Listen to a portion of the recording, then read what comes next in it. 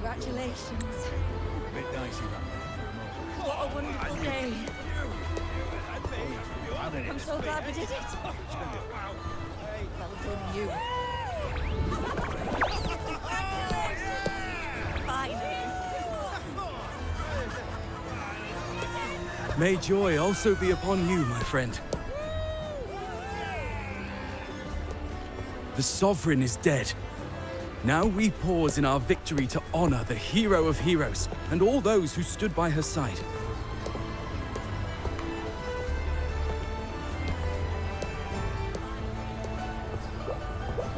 I am Bruno, Master of Ceremonies for the occasion. I had hoped to greet you alongside Augusta, but she was called away. The Senate insists on wasting her time with their trifles. We wish to bestow upon you the honor of Rosebearer. Roses symbolize our glory and triumph, to be shared with all who are gathered here.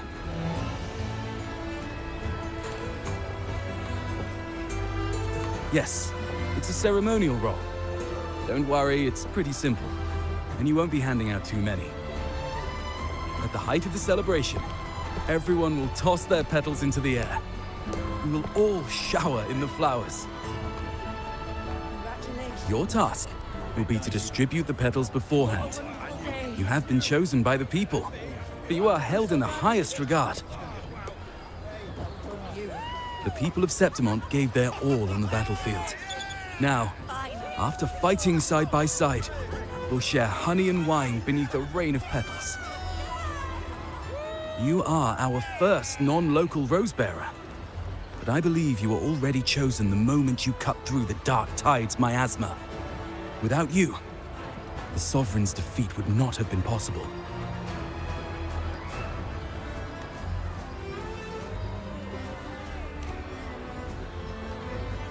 Yes. Oh, I hope you won't decline.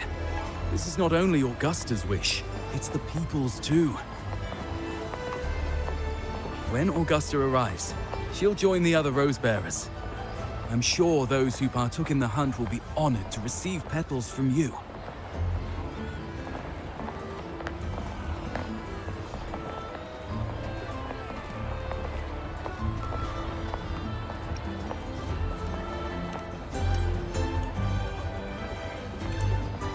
Very well. I'll leave it in your capable hands.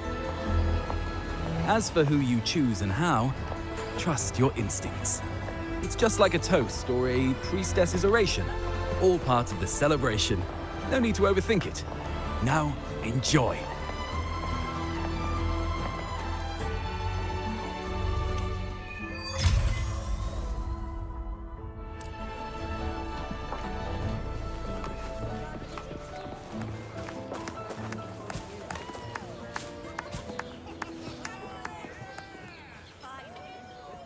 To Septimont! To peace after the storm! Yes! To the hero of heroes! To you, to me, to...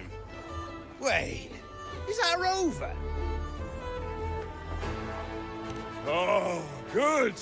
When the time comes, I'll hurl the glory eye, and let the wind carry it far. Let the world see our triumph! Oh, since you're here, anything you want to drink? Speak up! Theseus and I'll take care of it.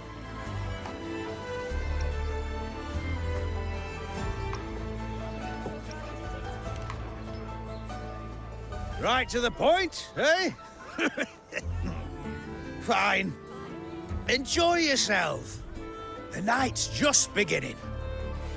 If you're interested, you should go listen to the priestess.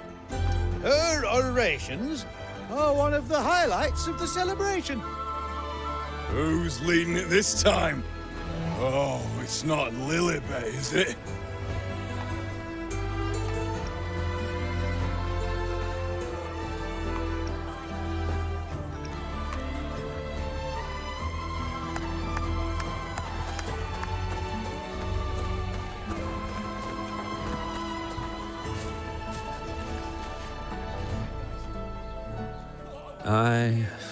I'm still worried. The paradise was stopped, right? But the dark tide isn't gone for good. The sovereign's gone. But what if something worse is waiting for us? You're hopeless. So what if tomorrow's uncertain? Does that mean tonight doesn't matter?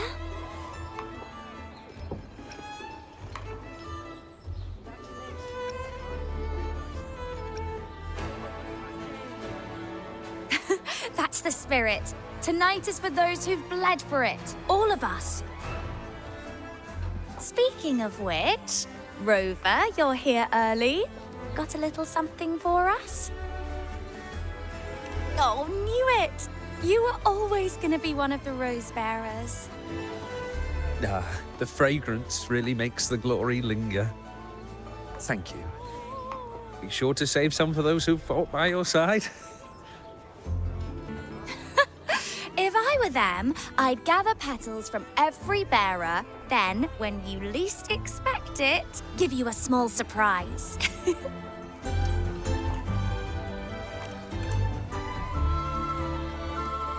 Huh? You know? There's not much left. I'll hand some out over there.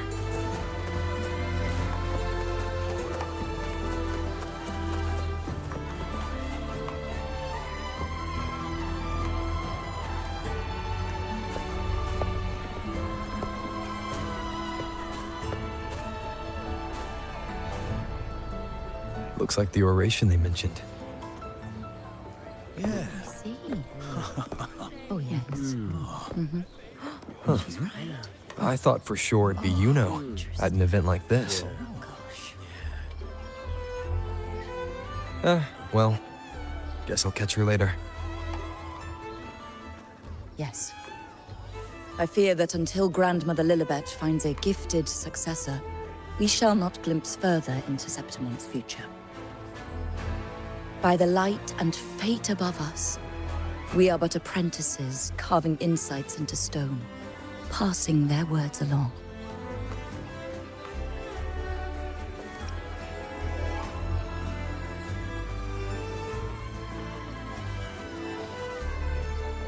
Once, fate flowed like a thread. It guided reverent seekers to glimpse Septimon's end. Under the tide's surge, all was overturned. No soul was spared. Until the Unwritten One arrived from afar to join forces with Augusta. With the Chorosaurus as bait, he cut through the dark tide's miasma to reveal the truth. With the false sovereign's blood, a new ruler was crowned. The prophesied end was averted, thanks to Augusta and the Unwritten One. From now on, fear no longer grips me. The dark tide retreats into the forgotten night, and countless souls drink from pure waters again. The new hero of heroes, Augusta, shall lead Septimont into a new age. Thus, the present now aligns with the prophecy Grandmother Lilibet once foresaw in Septimont's auguries. Prophecy of the end, and how we managed to lure the Sovereign out. The order and the story are right, but something's missing. You speak of me and Augusta, but what of Yuno? Who is Yuno?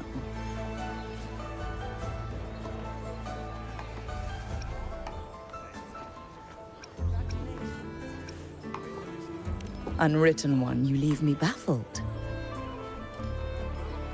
Are you suggesting that my recounting missed someone named Yuno? I don't find the name familiar.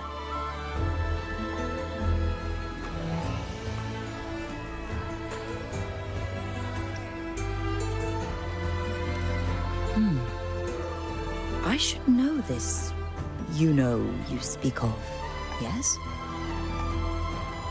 Yuno is a priestess, just like you.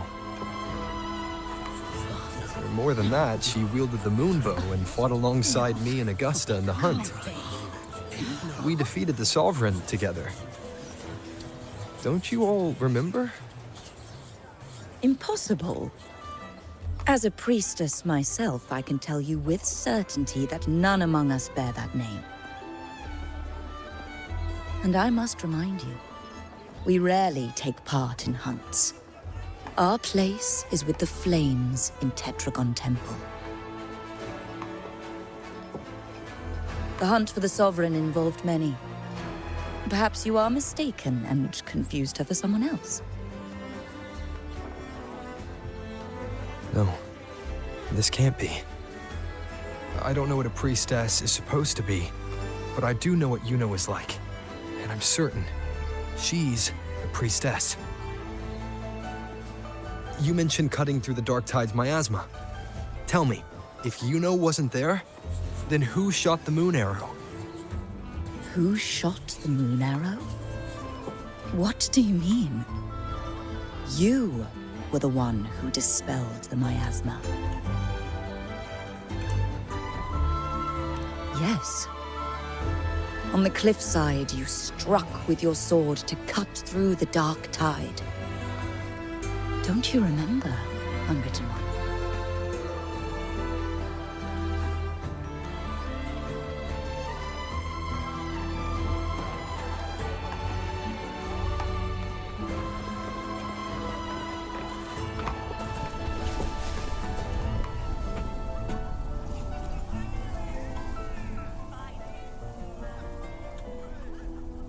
Their accounts are all true, except when it comes to Yuno.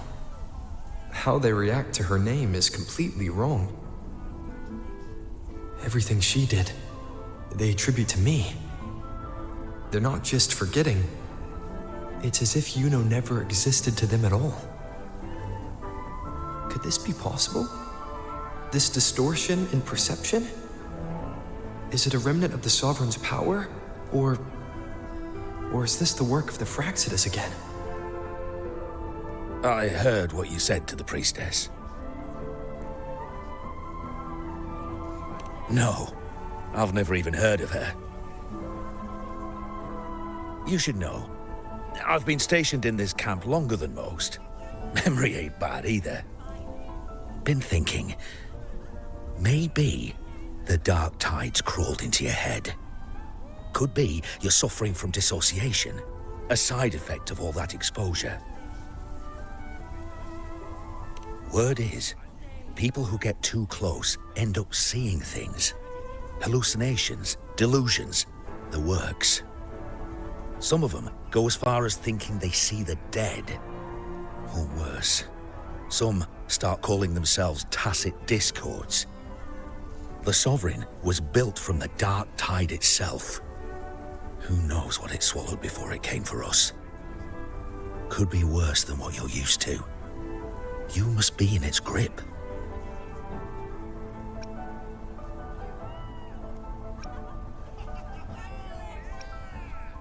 See, the thing is, it's not like there's one solid name for it.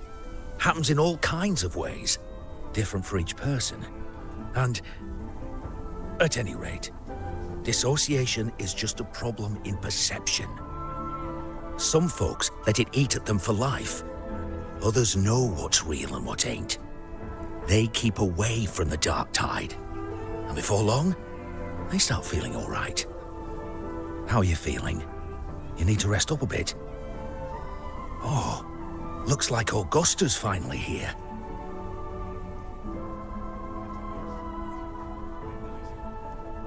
She's been through it too. Faced the Sovereign just like you. If you're still doubting, maybe talk to her. Could help.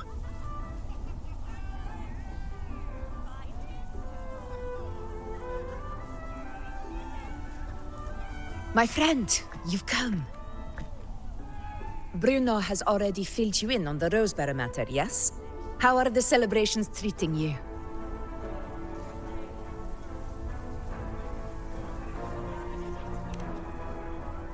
Augusta, do you remember Yuno? You know. Yes, she was often by your side. The one with the bow like the moon. She joined our hunt for the Sovereign.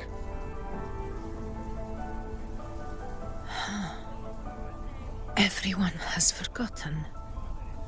No, that's not it. Everyone says they've never even seen her before. But you remember her. You remember everything that happened. You are certain she is real and cannot exist in your memories alone. I know what you're feeling, because I felt it too.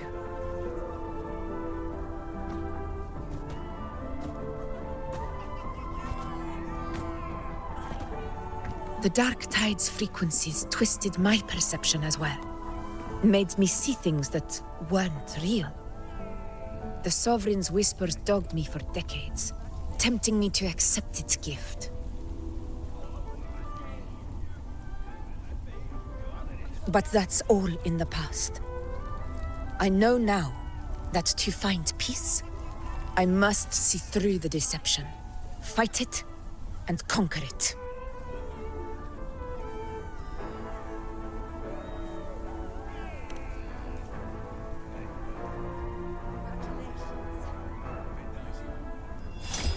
Because of my sword. It reflects everything that happened in Murma's town.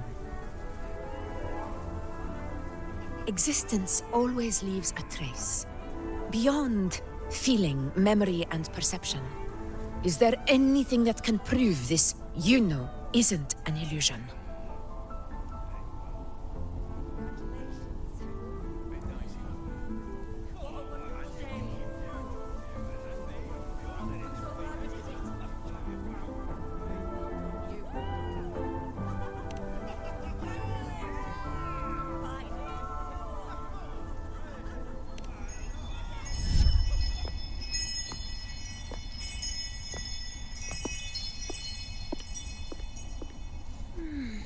After this, I shall likely sleep like I've never slept before.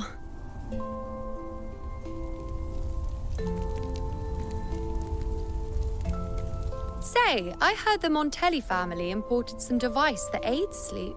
It's all the rage. Augusta, I trust you will acquire one for me. I wish to try it myself. Scented candles are fine, though the scent of the forest is most pleasing. As for pillows and bedding... That's enough. I allow requests, but only 3.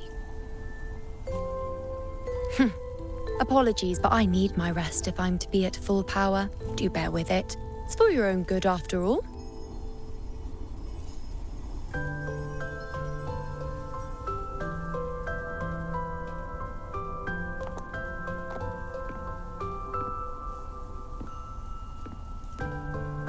And you, Unwritten One, were I to indulge in a bit of selfishness, you'd forgive me, wouldn't you?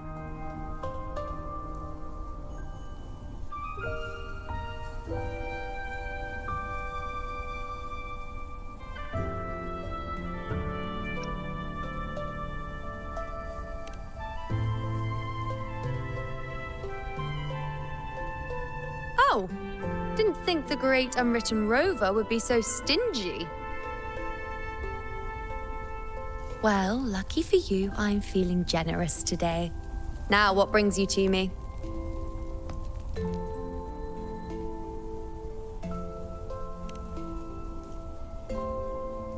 Really?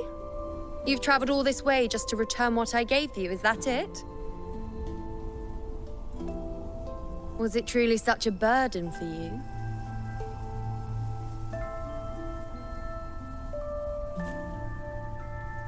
If one day this bracelet becomes meaningless to anyone else, I hope you will remain the exception, Unwritten One.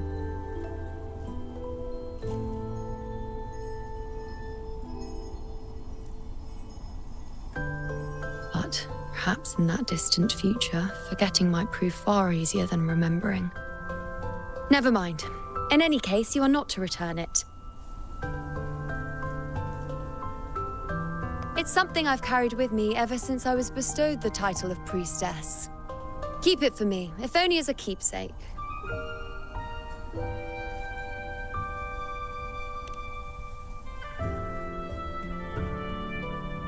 Well, until we meet again, I suppose.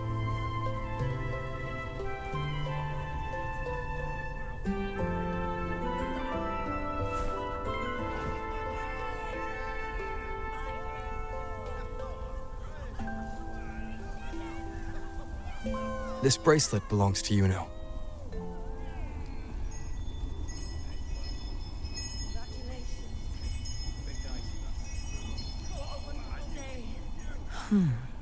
Quite the unique design. Like a crescent moon. But still, I'm sorry. I wish I could offer you the answer you seek, but to me, it's just an ordinary bracelet. Nothing about it stands out. When you mentioned her name, I tried to recall any trace of her in my memories.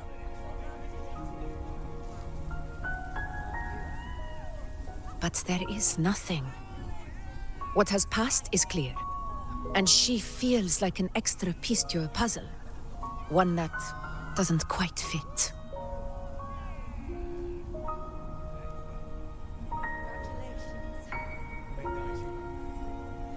How can this be?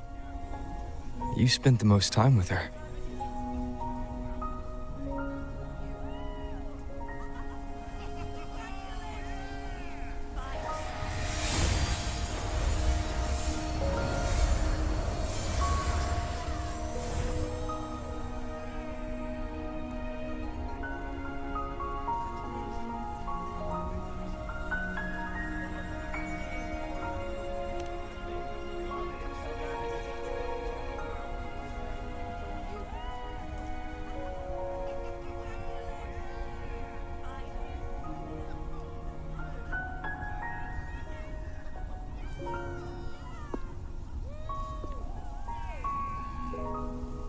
Rover, wait! What did you see?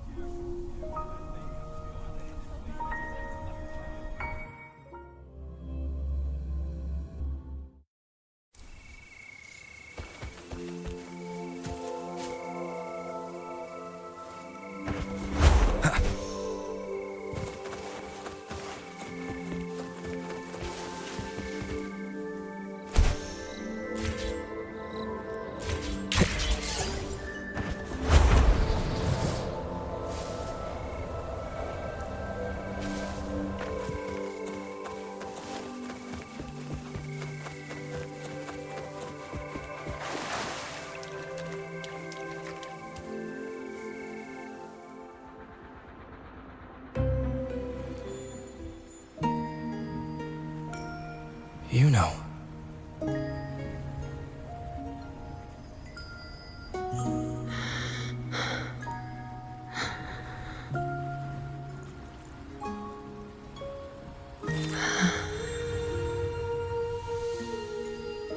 Of course. Only you would be the exception. So, you've known this all along? A death that shouldn't have happened. Traded for an unforetold victory. A fair deal.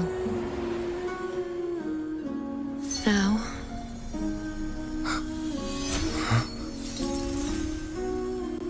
I am but a fading sliver of moonlight. I'm sorry, but... even I fear being... forgotten.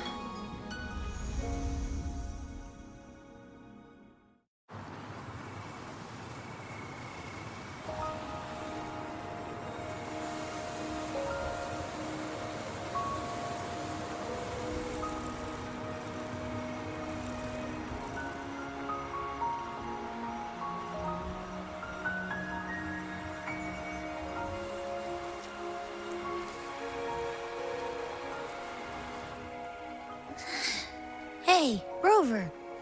You're all right. You've been standing here for ages. So, Yuno's really gone. Just like that.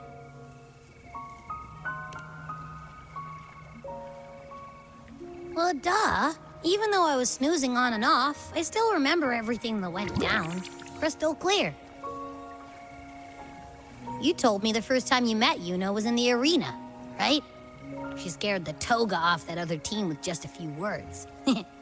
Intimidating stuff. But when I actually met her, she was...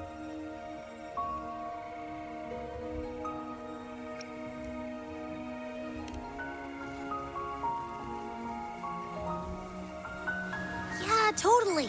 We got so much done with her on the hunt trip. She even invited us to the Tetragon Temple to check out the murals. Oh, and we caught that giant blue spiky TD, which led us to that big bad stinky thing.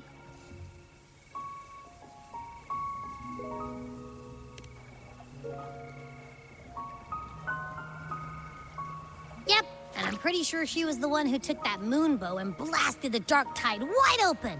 Not you, not anyone else. And that bracelet. She gave it to us to lure out that nasty big fella. Even asked us to keep it for her. So it doesn't matter whatever anyone else thinks.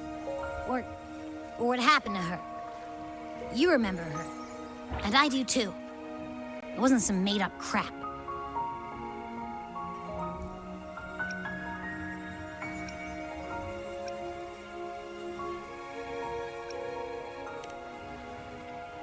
She didn't even get to finish her sentence. What was she thinking? Why did she do it? If this is the end, maybe I'll never know. Yeah, I know what you mean. Like, we didn't even get to have a proper goodbye.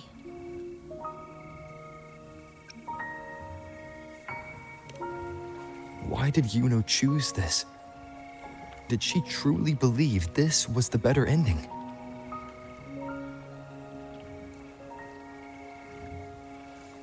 I'm the one she entrusted with her bracelet.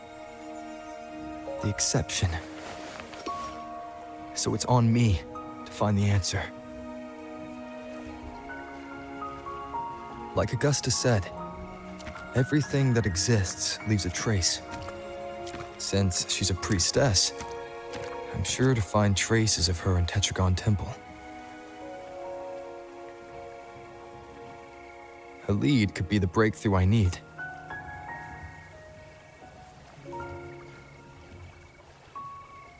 That's the spirit! Look at ya, snapping out of that funk. Knew you'd be back at it soon enough. I still got some kinks to work out before I'm in my Super Echo Abbey form. But you can bet I'll be here.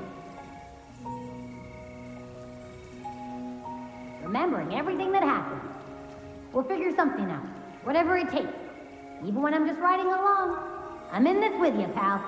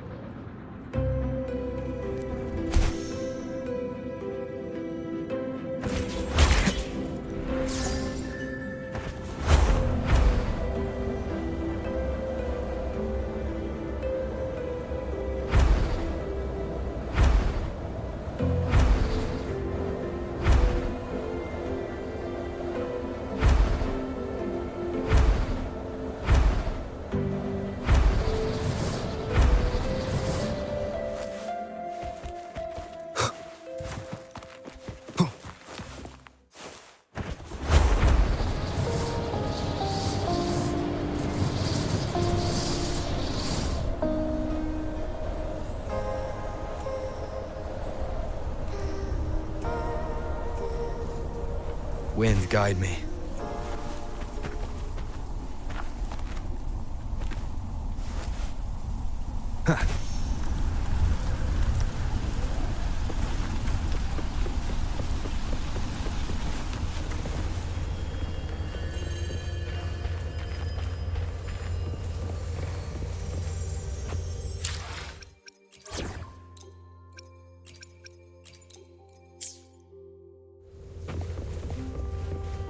Strange. Lilibet and the other priestesses aren't here. The temple seems empty. Huh. Yuno's bracelet is shining. The light is pointing at a wall.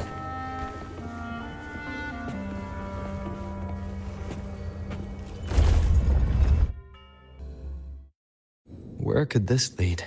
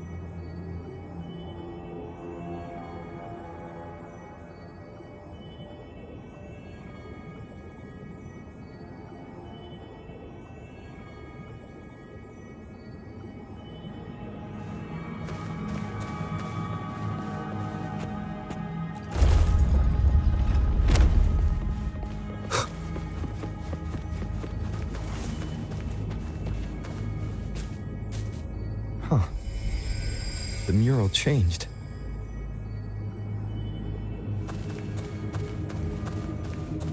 An unexpected discovery.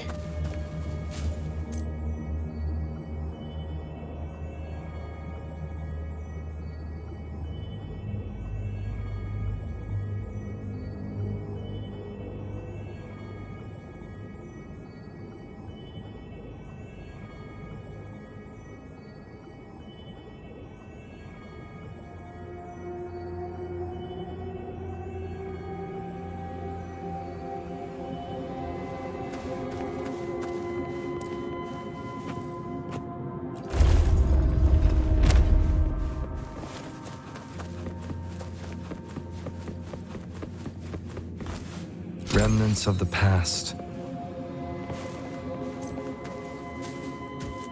Is this rewriting what was? Or revealing what should have been?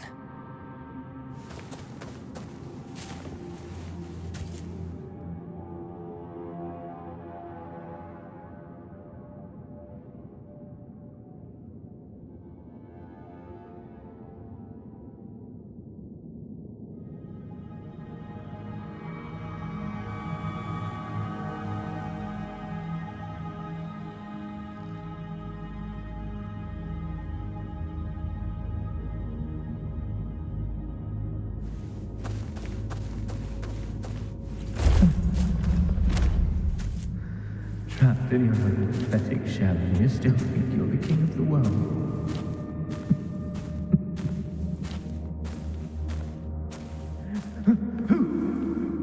Who's there? Show yourself! Yes. Yes. I've been waiting for this moment.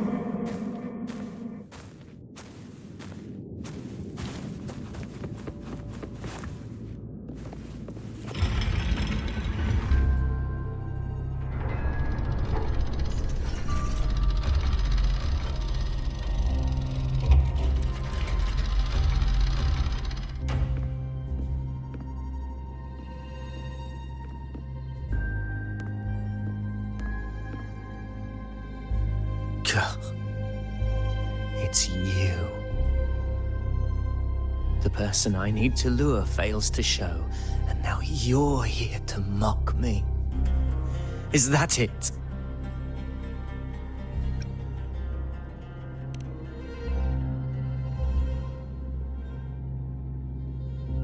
You speak so innocently.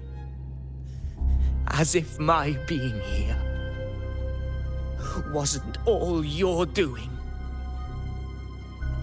You brought me to Tetragon Temple to try to erase me from the story, all so you could summon the one behind it all. I played along. I agreed to be watched here because I wanted to see him, wanted to look him in the eye. But now it's clear we'll both be disappointed. I am fate's discarded pawn. And he couldn't care less what happens to me.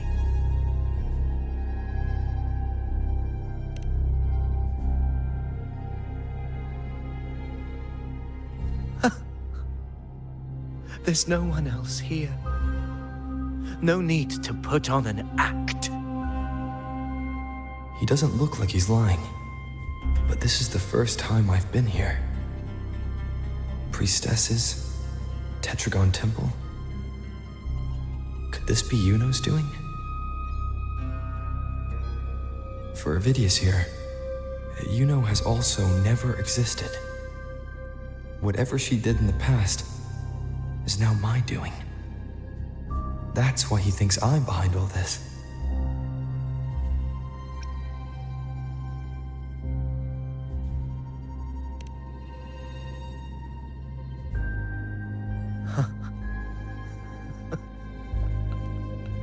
At this point, what do I have left to hide?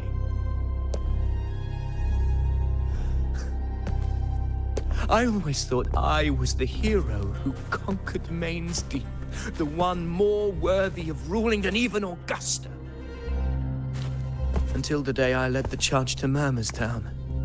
Determined to stop my comrades from falling to the dark tide and prove I had what it took to be king, I walked to the door I had passed 1,000 times, only to find a dead end. Nothing was ever there.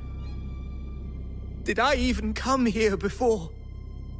When did I conquer this place, and with whom?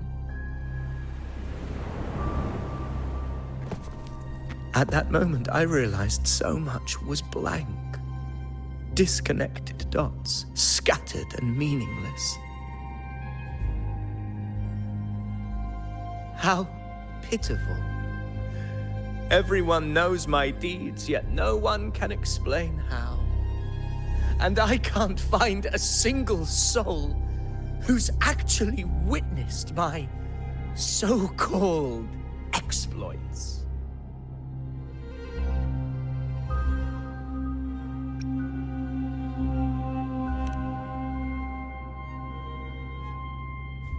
Yes.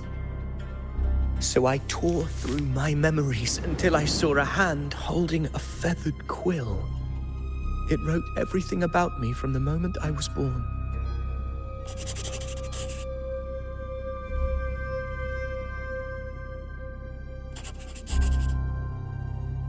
And I realized an undeniable truth.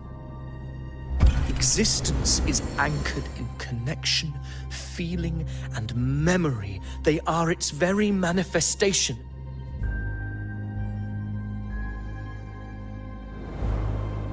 So if someone uses their resonance ability to fabricate a memory of the hero of heroes everyone expects and convinces them it's real, does such a fabricated person really exist? And what of you? The one they call the Unwritten One. An undefined, unknowable void that can anchor unimaginable connections. Imagine the existence that could emerge.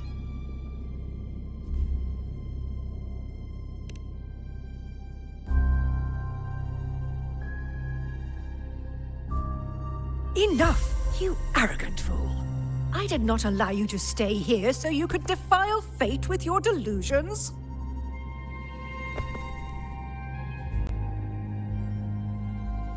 Please excuse this disturbance, Unwritten One. Whatever you need to say, we'll discuss it back in the hall.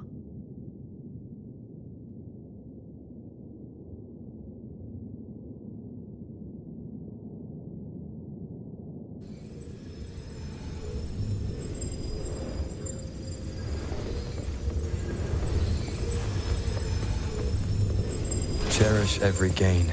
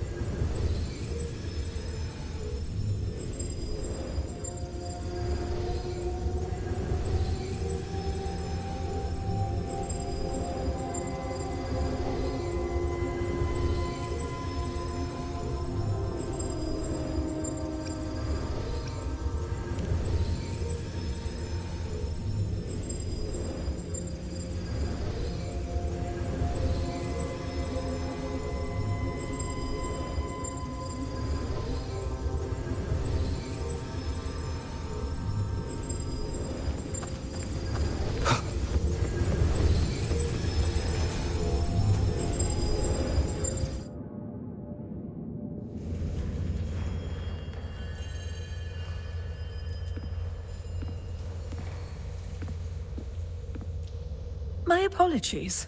I should have been here to receive you. But some priestesses run into some trouble. I had to step away.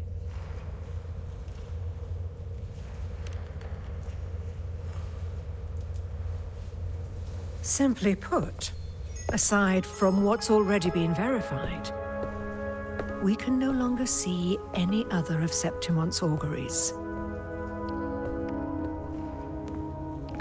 The full scope has always been out of reach, but this feeling of being blocked by an impenetrable white barrier is something I've never encountered.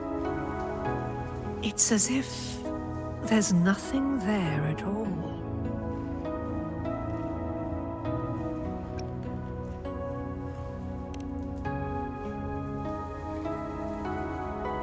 Well, there is a silver lining. Septimon's auguries concern Septimon's future. But as for smaller, individual futures, we can still see those. For instance, I saw Avidius making a commotion not long ago. But let's talk about why you are here first.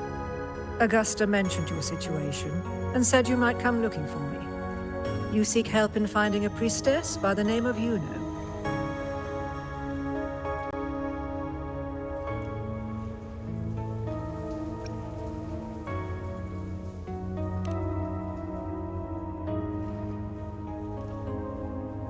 I wish she were a figment of your imagination, a product of your proximity to the Dark Tide. That would make things much simpler. Because I did find a record of a priestess named Yuno. But according to the record, she died 3 years ago, buried where the Dark Tide swallowed the Spring Basin.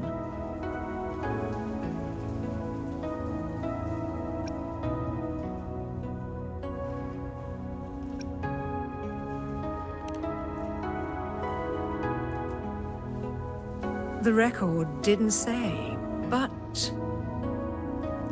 you must understand, death and disappearance are two different concepts. If Yuno truly died 3 years ago, then she couldn't have been your companion 3 years later, let alone have existed up until today.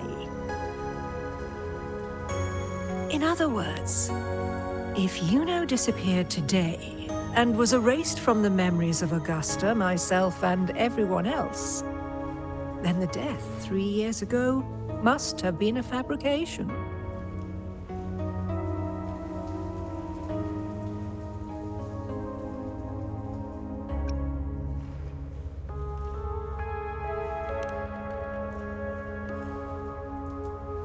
If someone has truly disappeared from this world, do they need a fabricated death? Likewise, when someone dies, they no longer exist in a way that others can feel. These two causal chains should be clear. But they crossed paths with you, the unknowable void. Although I hate to admit it, Avidius was right. Since you still remember Yuno, and thus hold on to that last connection between her and the world, you've essentially anchored her. This has caused the causal chain to become tangled. The ending is still unwritten. Right now, she is but a spectre, stuck reliving her past in the chaos between life and death, between existence and non-existence.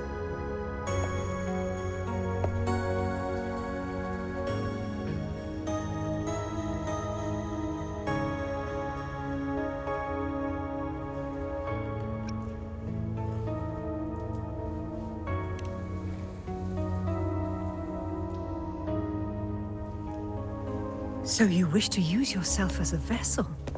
To anchor the memories, feelings, and connections with Yuno in the chaos, manifesting her back into existence. Anchor, manifest, whatever you want to call it. All I know is Yuno's not gone because of me. So why shouldn't I be able to bring her back? If I can tangle the causal chain, why can't I create a new possibility? Your thinking is bold, to say the least. But do you really understand? Chaos isn't just disorder. It's the aggregation of all things. A web of cause and effect. The convergence of infinite possibilities. If you end up lost within it, you risk being consumed, never to return. Even one such as we, guided by fate, can only pull small insights from certain shores of destiny. What if you enter only to find that you cannot bring Yuno back?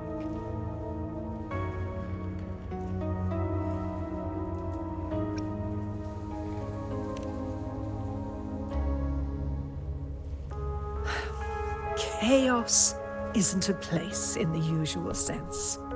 The key to entering isn't about where you are, but what's happening and what you do in that moment.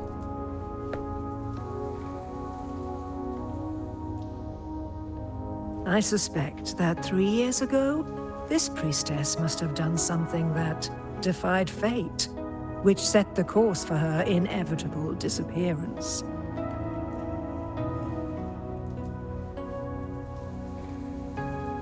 If you can get close to that inescapable knot in the causal chain, maybe you'll find a way in.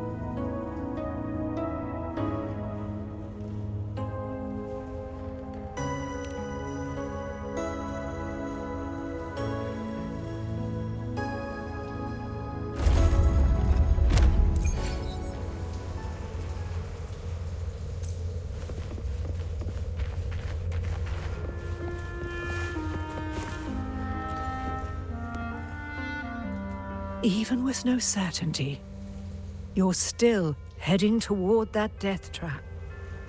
Unwritten one. You've made up your mind, haven't you? I understand. One must try at least. Very well. I'll accompany you there.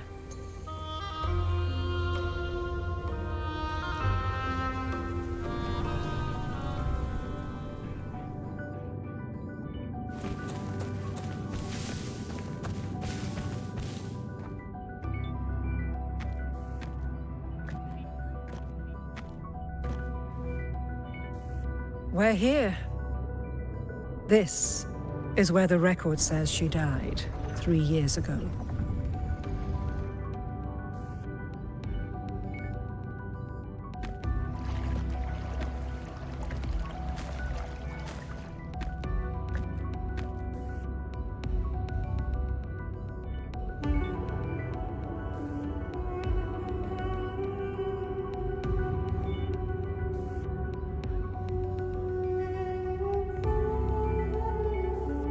Nothing here.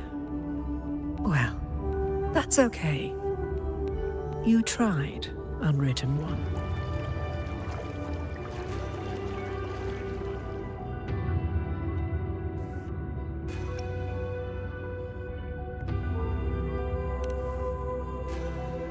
Guided by the light of fate, we walk the web of futures. Many seek prophecies to follow or to break free from, all in pursuit of harmonious completeness. I've never doubted your judgment of Yuno. But if, as you say, she knew what would happen and still chose this path, could it be that this was the closest she could get to true completeness? If you refuse this ending, how can you be certain that you can create a better one? A life with all its experiences and feelings, shredded, scattered, and thrown into the realm of chaos. What you find there may not be beautiful. It will be filled with pain and emptiness. Even if you do find a way in, your time together may be brief. With so much uncertainty, do you still feel that you must go? If there were any doubt, now I'm sure. Wait, you...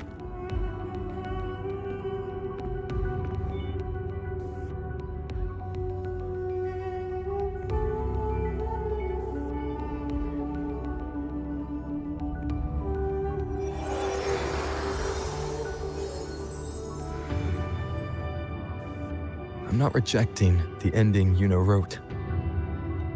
I just want to fix the regrets she left behind.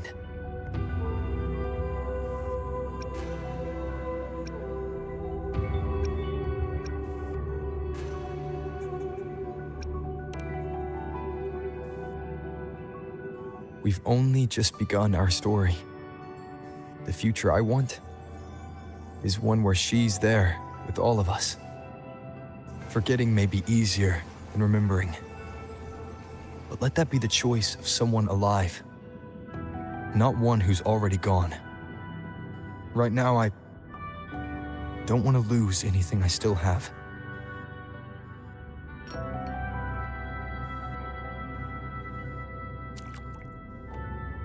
The secret to anchoring lies in connection and its manifestation. If you find what remains of her in the chaos, and she responds to you, then follow her guidance, for that will be the only fragile rope connecting you, her, and this world.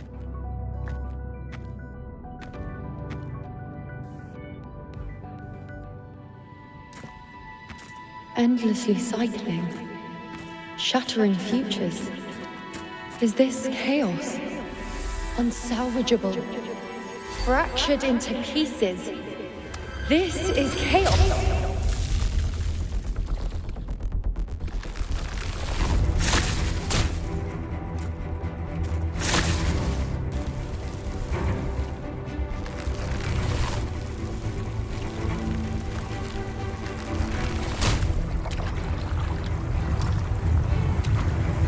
Countless possibilities. both true and not true. This is chaos.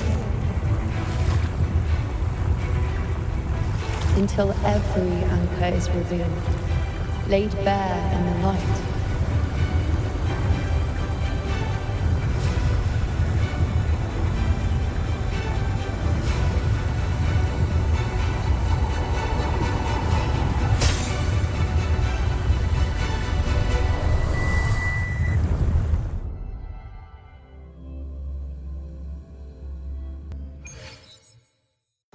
I can't see where it ends. Can't tell where I am either. Is this the chaos between life and death? Between existence and non-existence?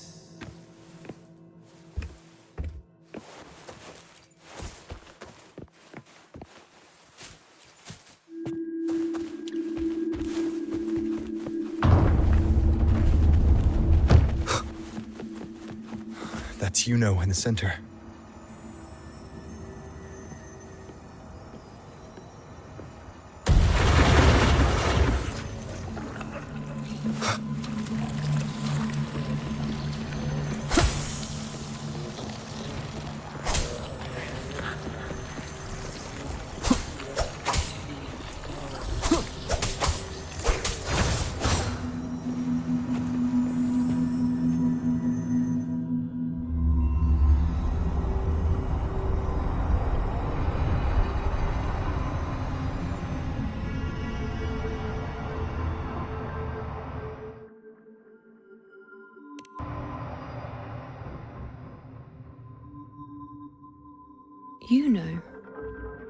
You're calling me. Are you here for me?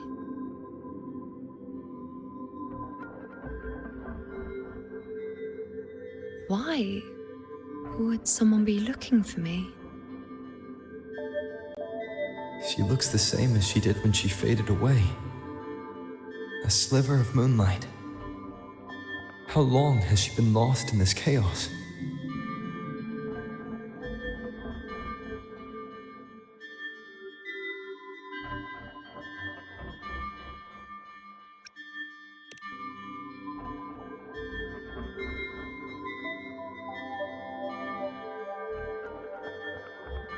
I know you. You are unwritten. A blank. An unwritten blank.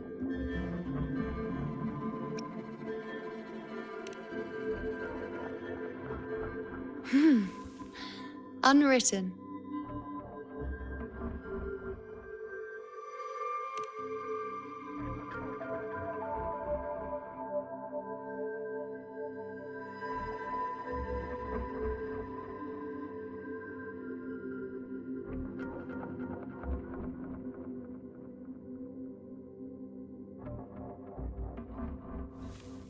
I will guide the unwritten with the moonlight to find more of me. She responded to me. Now, she's guiding me.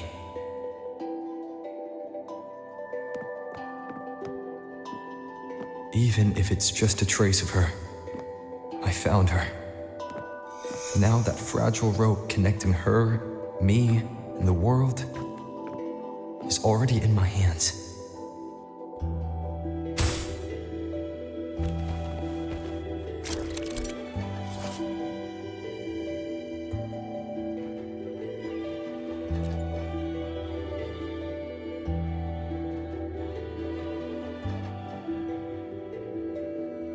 Where are you taking me? Just don't let go of my hand.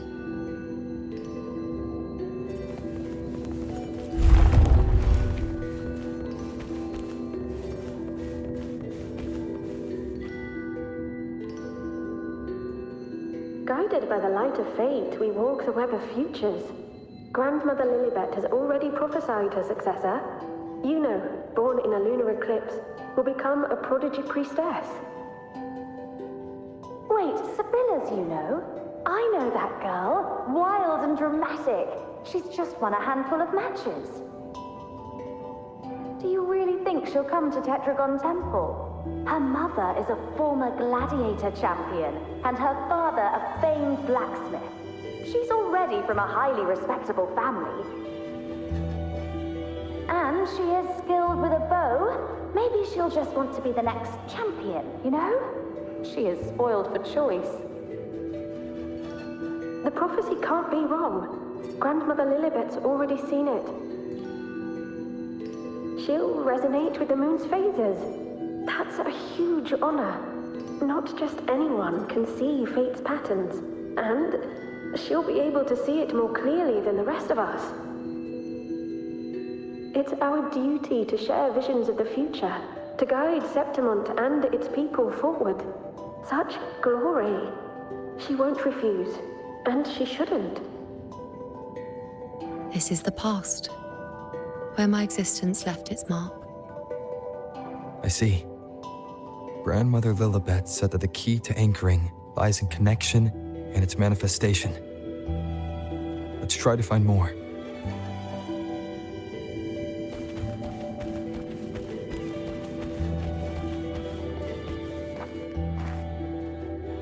I can't see it. It's gone after that. Gone forever. Huh? Just one desecration is enough for the ordinary. I just wanted to understand. To look at it. To see the blinding flames. I was so close to seeing the outcome. To tracing back the cause. You must be smarter than me. Stronger than me. Tell me. Did I do it right? Staring at the sun, burning with pain for that truth. Tell me, have I gone mad? Is it me who's gone mad?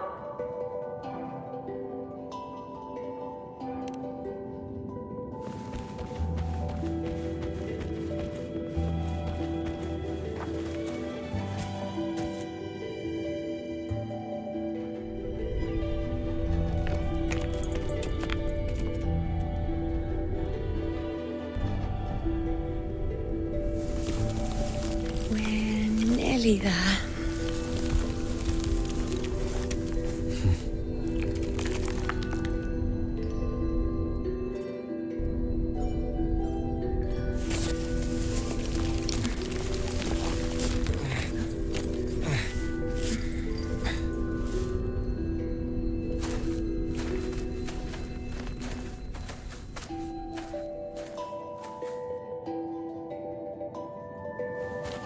Let's go before chaos catches up to us.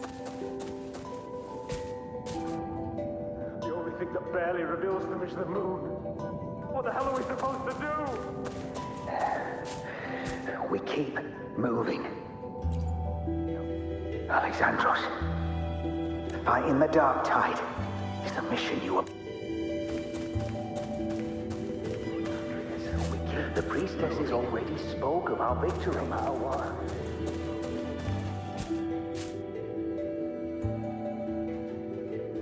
Sabina, wait! Are you crazy? Charging up alone is walking to your death. Think about your daughter. She's still waiting for you. Spare me your words. The entire Western defense rests on us. Do you have a better plan? As for death, of course I want to live. I fight not with death in mind, but victory. Yet if glory and death come hand in hand, so be it. Let the bells toll and mourn me when the time comes. Until that moment, I will not stop. Is this how it was? Or is this just my imagination?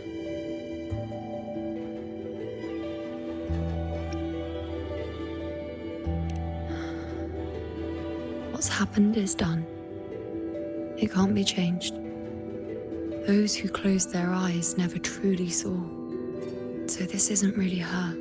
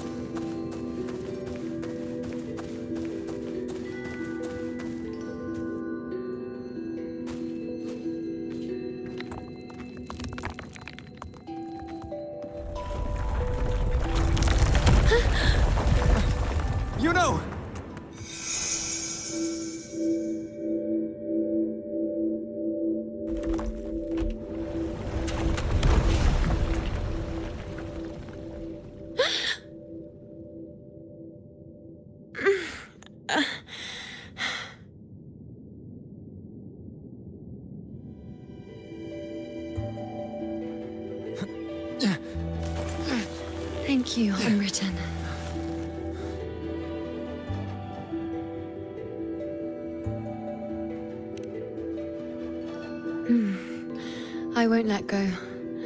I don't want to let go.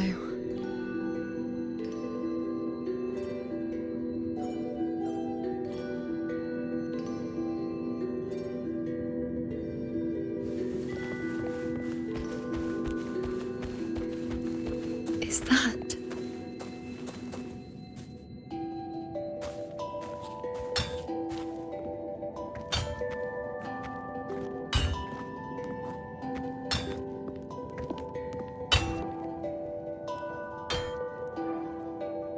Ah, there you are. I've been waiting for you, you know.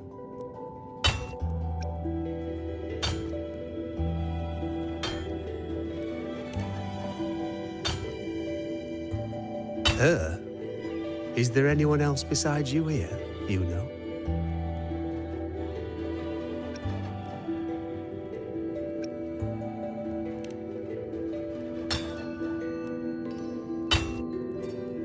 So, you came for the bow I promised you, eh? Still want it?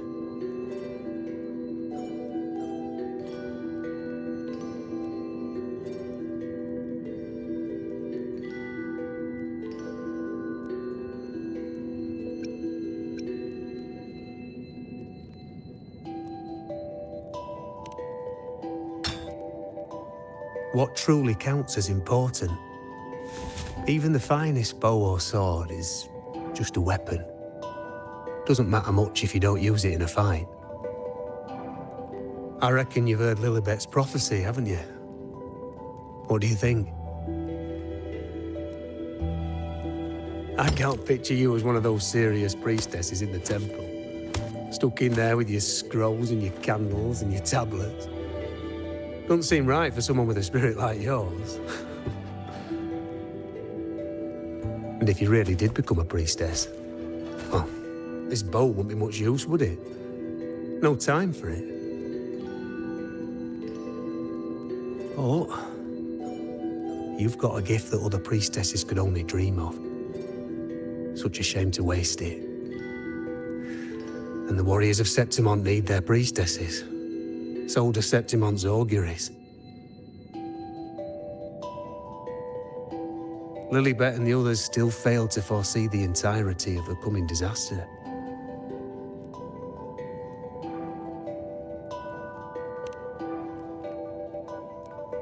Ah, well, it's not my place to say. You make up your own mind, and that's all that matters. As for me, I make weapons. If you still want the bow, I'll forge it for you. But the materials, well, you'll have to gather those yourself.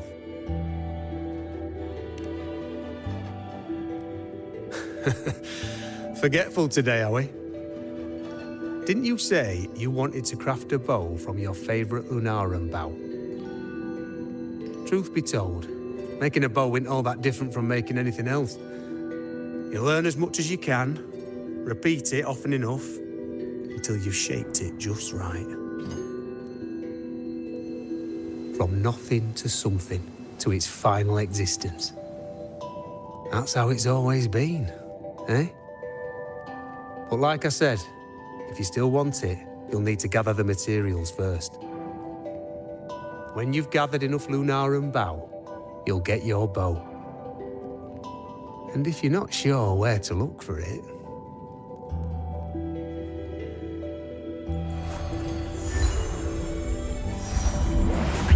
there. See it? Just head that way, and you'll see.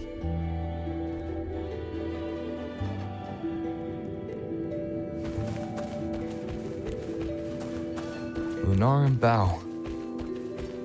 That's what the blacksmith mentioned. It looks just like what was used for your bow.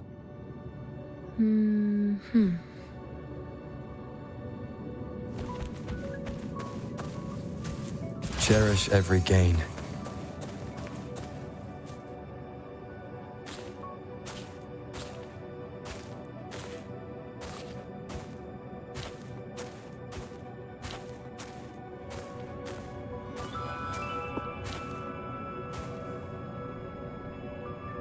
Chaos won't disturb us here. Sitting Just like that, huh? You're still just as spontaneous. Shh, Unwritten. It's time for a rest. Come sit with me.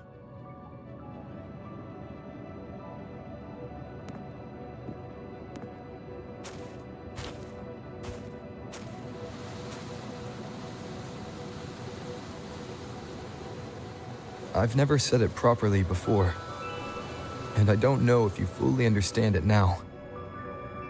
But now that I found you, I will bring you back. I won't stop until I do. Because you said it, I believe you. We rest to manifest what we've already found.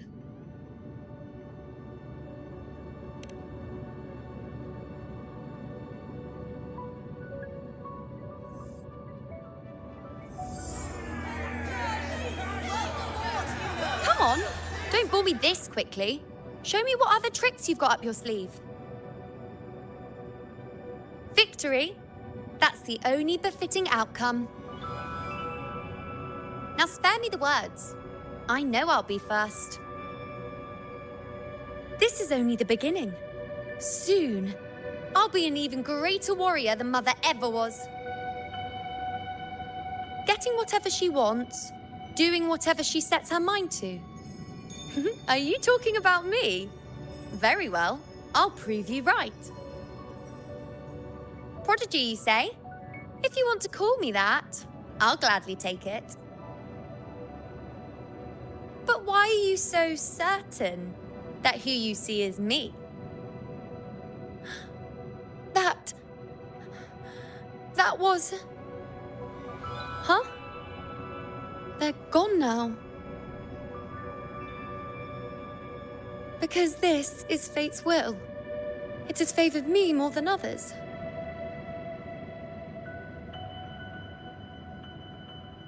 Because I can see what others cannot.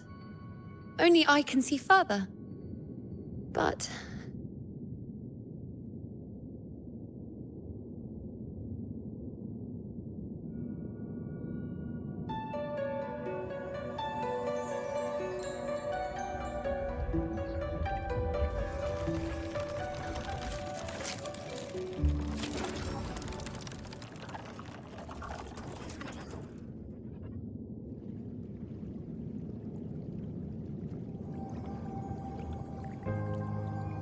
You look like you're recovering.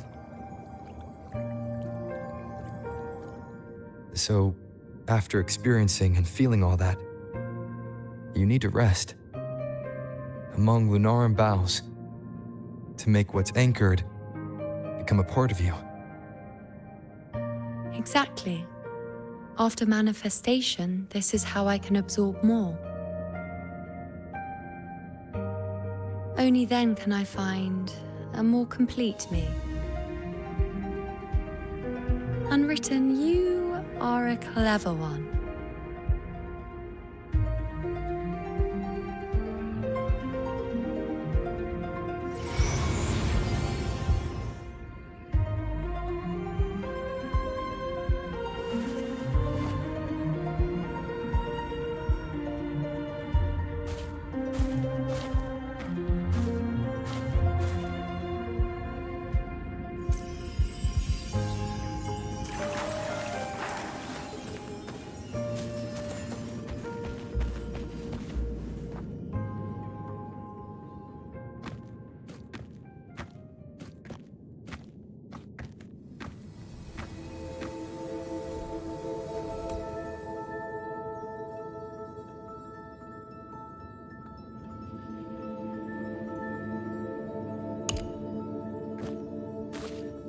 Let's go.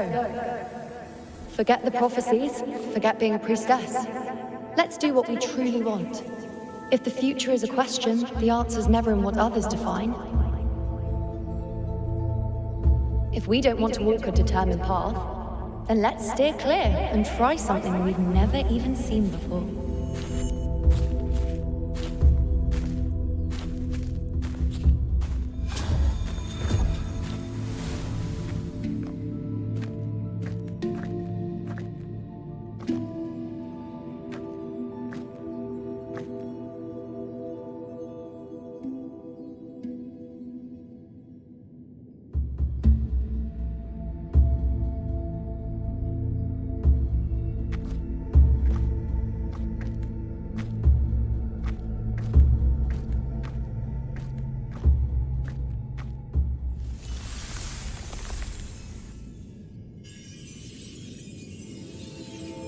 We can't continue the anchoring.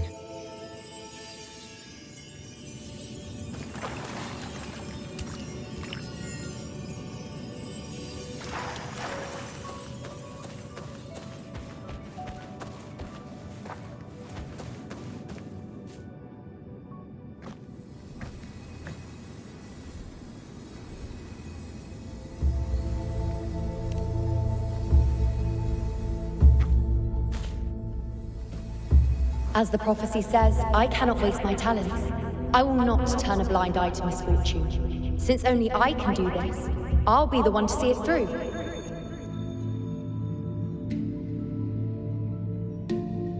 A gladiator or a priestess, what does it matter? I'll face fate and see just how far I can go.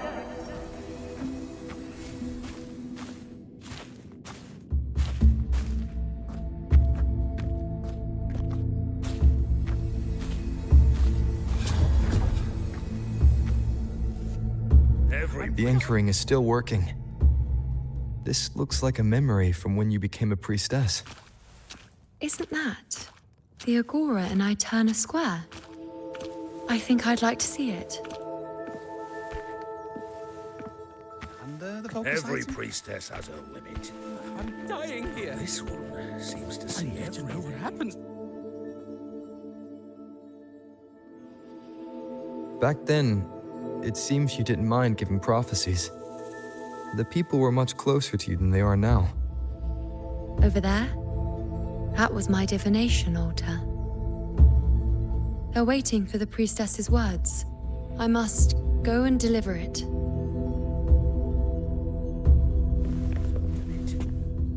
But this one seems to see it.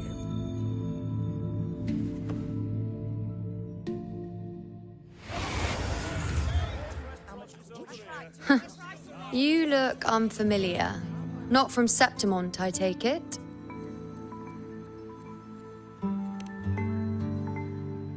Not bad. You even bothered to learn my name.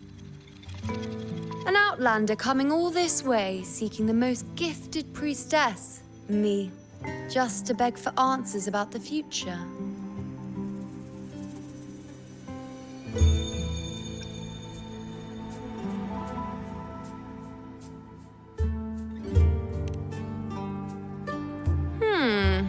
What's this about? How dreadfully complicated. But I suppose I can't fault your luck finding your way to me.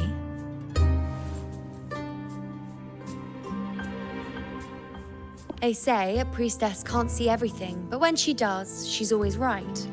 But I'm different. I can see everything, and I'm always right. Even when I'm not in the temple bathed in flame, I have more than enough power to see your future. So far, nothing's happened that I didn't already foresee. Now, hand over whatever item you've brought. I'll see what's been bothering you.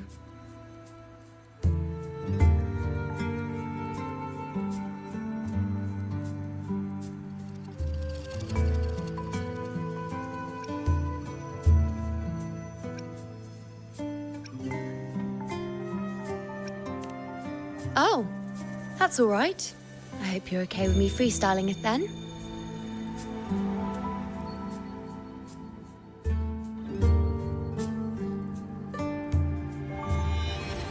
What? I see a void? I can't see your past. I can't see your present and your future. How can this be?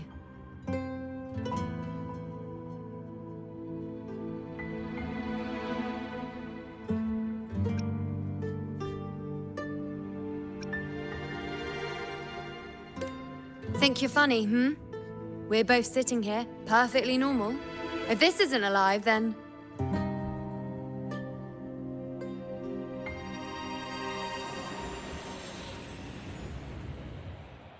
You?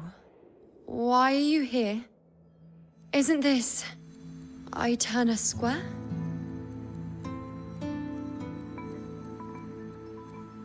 Did something happen in Septimont? Is it Augusta or the others?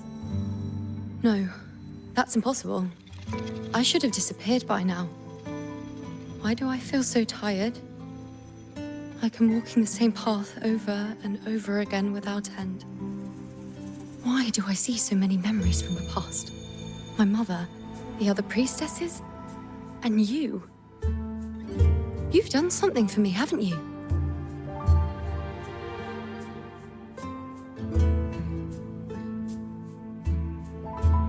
Yes. We're in the chaos now. But you shouldn't be here. Neither should I. Why haven't I disappeared completely? Why did you sacrifice yourself? Why did you just leave without a word? Was this really the outcome the most gifted priestess chose for herself? Because this was the best I could do for Septimont. Destruction. Failure. Oblivion. The dark tide devours everything you can imagine. The Griffons can't escape it. The gladiators can't defeat it. In the blink of an eye, before we could even react, it had already enveloped everything. I knew it from the start. I knew 3 years ago. I would turn everything I am into the moon arrow that would pin down the Sovereign. I just didn't know when that day would come, or if it would be enough.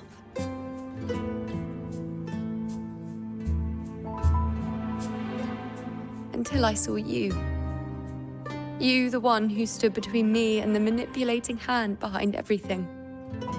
Just like the faint light I once saw in the future.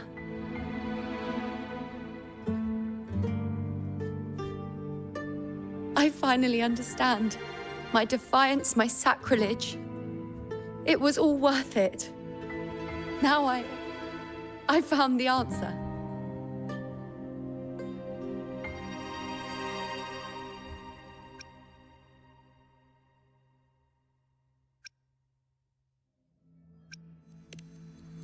Whether it's because of the void I carry, or whatever else it may be, I still remember you.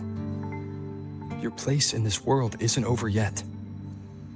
I'm taking you out of this realm of chaos. You... It seems like I missed something. Something I didn't foresee. So the unwritten one from the future isn't happy with the ending I've changed and wants to rewrite it. The battle's still undecided. The war isn't finished yet. Is that it? Yes. You traded your existence to alter the prophecy. But I'll anchor your existence and rewrite your ending. If I've ever guided you before, then now, let me guide you one more time. Really? I'll entrust myself to you then. But be careful. Don't get lost in the chaos. And I shall put my best foot forward as well. We shall meet at the very end. Wait. Am I Yuno now? Hello, priestess. I've got the item here with me. I hope you can take a look for me.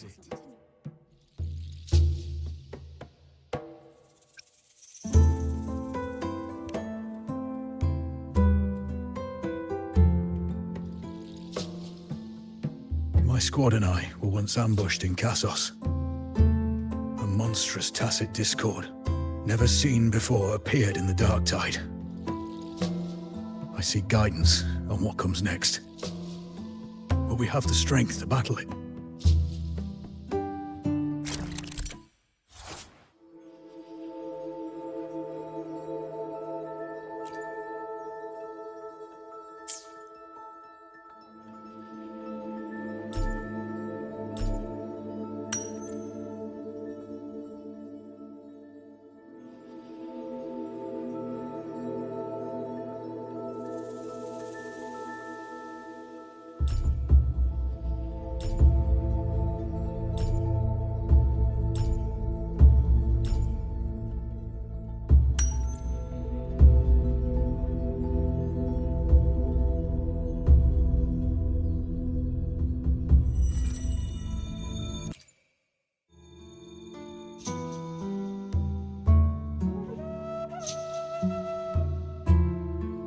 these the types of visions Yuno sees? The broken horn, the spear piercing through the eye, victory, cheering. You, and the other gladiators. His blood. But they all survive.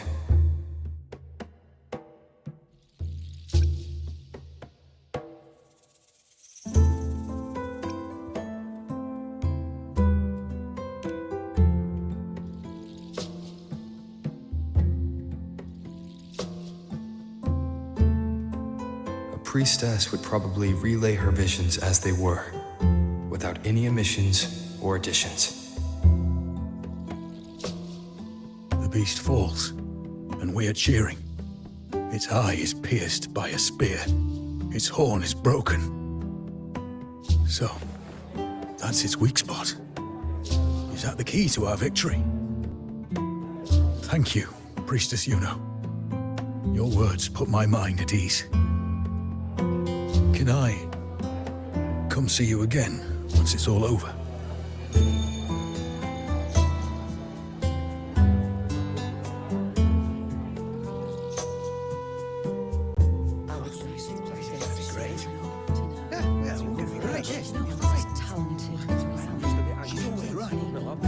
Priestess Yuno, I'm here with a bracelet my betrothed gave me. I feel like it best captures his feelings for me. Perhaps our future together will be one of true love, where we grow old together.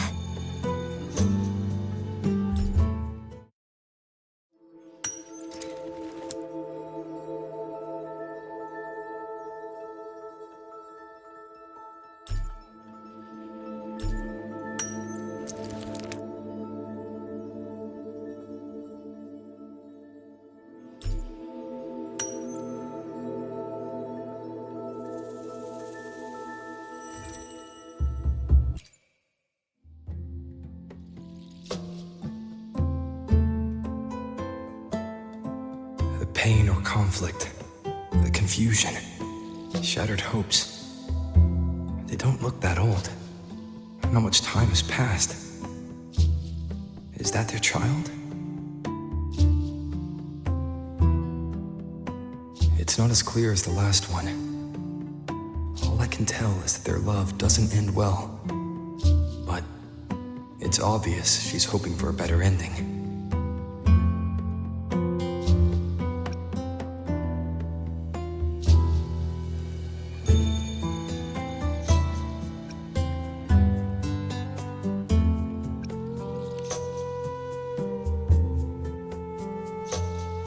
If a priestess's vision is never wrong, then telling her won't change a thing. But what if it's the act of telling her this prophecy that causes that ending? She should decide the path she wants, regardless of the outcome. I'll just let her enjoy the present. So, not much else to see? You want me to focus on the present? Well, we are very happy now. I feel very lucky. I really never thought we'd end up together. We've known each other for a long time, but we're both so strong-willed. I came here because I was worried about our future.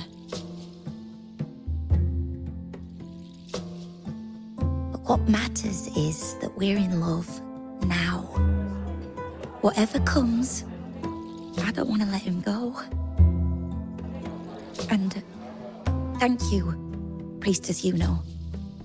No matter what, thank you.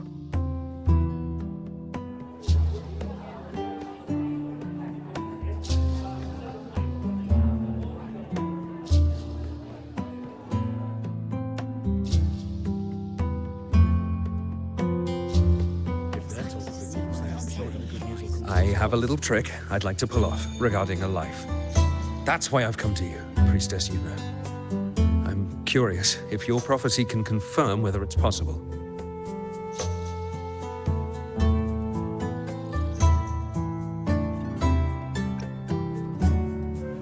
Have you never questioned whether it could be deceived or defied? I speak of fate, of course.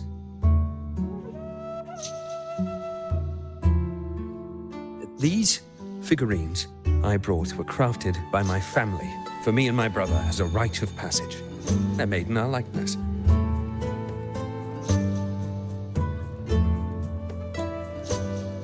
We're twins, but we walked two very different paths. Me, books and knowledge, and him, weapons and strength. By chance, I learned my brother's fate in Tetragon Temple, destined to die this summer at the hands of a tacit discord. They couldn't see my fate, so here I am now. I want to see whether fate will once again lead me down a path opposite my brother.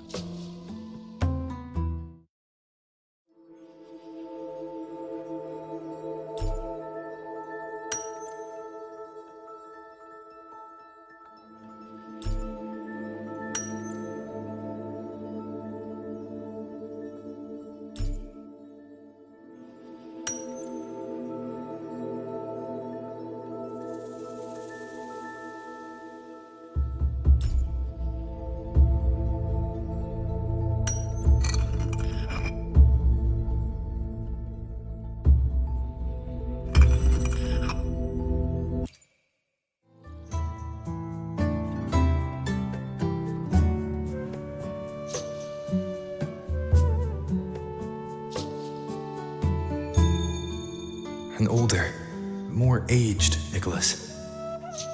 Peaceful. Dead at 50? No, at least 60.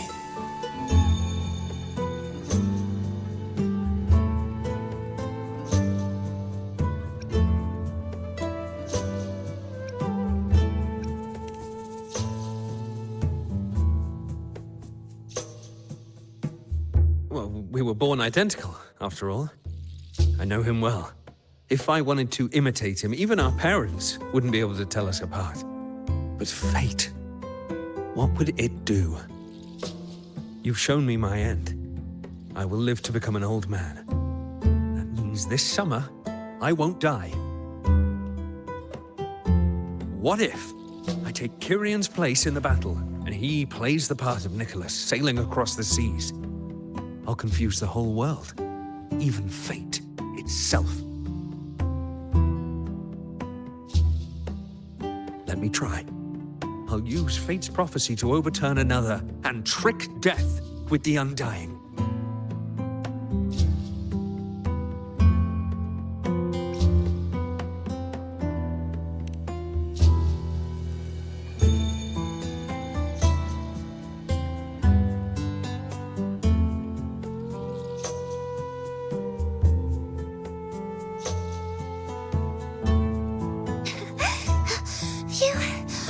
Priestess, is it true that if I give you the right thing, you can see everything?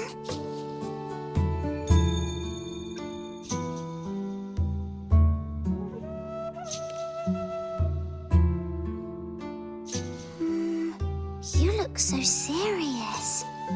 But everyone says you're the most powerful priestess. If it's not you, I don't know who else to ask.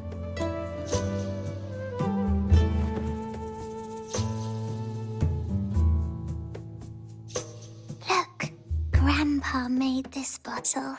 Can you see where he went? And what did he turn into? I want to find him quickly. He left so fast. He must have forgotten to tell me.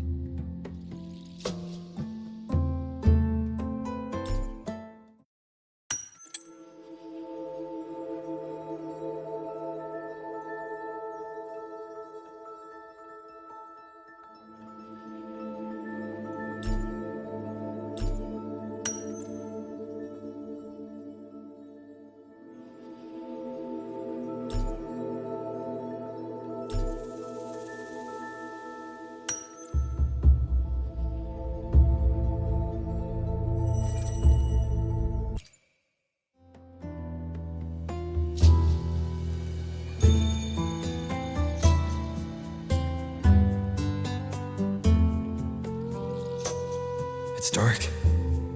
Nothing but darkness. I don't see anything. What does it mean?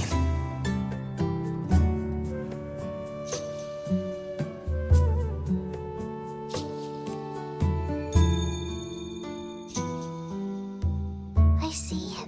The priestesses at the temple said they saw the same thing. They said when someone dies, their light goes out, and everything left is just pitch black.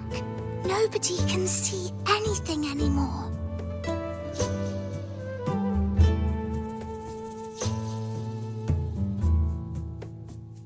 Yes, Grandpa was really sick, and he died. But it's okay. He made me promise that if he ever wasn't here anymore, I'd put all my tears in this bottle. One day, when the tears dry up, we'll see each other again. So, I don't cry anymore. I'm worried it'll take a really, really long time to see him again. Just how long exactly? What will Grandpa look like then? I can be forgetful sometimes. What if I don't recognize him? What then?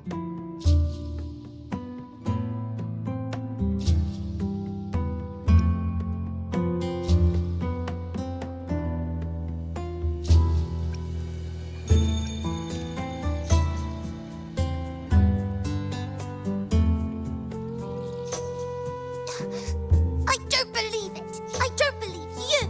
Grandpa didn't lie to me. Grandpa wouldn't lie to me. I must have given you the wrong thing. Or maybe you're just not as powerful as they say you are. I believed in all of you priestesses. That's why I came. But you don't believe me. It doesn't matter if you can see or not. I'm not giving up.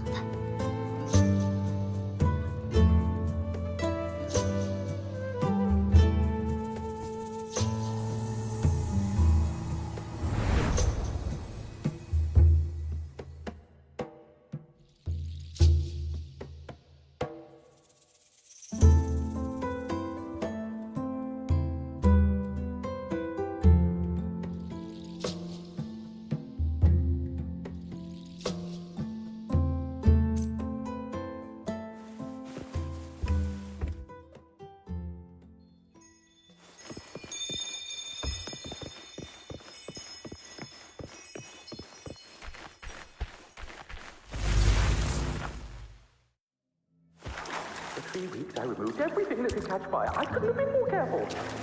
As the prophecy foretold, I cut the tacit discord retreat. And as the prophecy foretold, I will never let go of it. We followed the prophecy, and we won. When I see Board's shattered leg, I can't shake the thought. Orion set sail across the sea, only to meet his end at the hands of a tacit discord.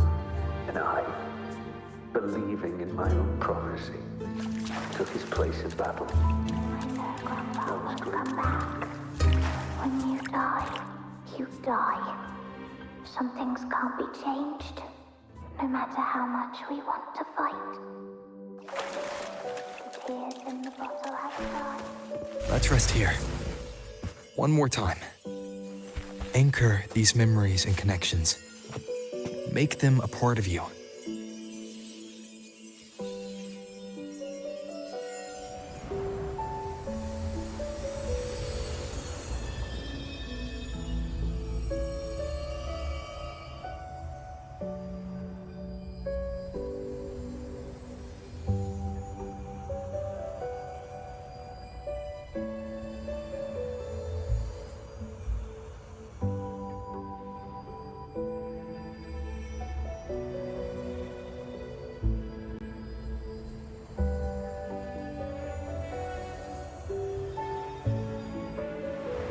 I can see further than anyone else.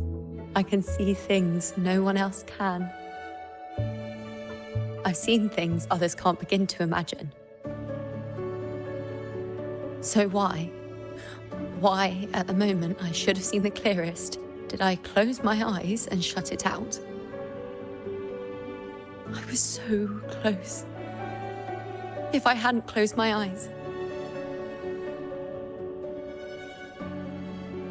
I would have learned the causal chain and I could have stopped it.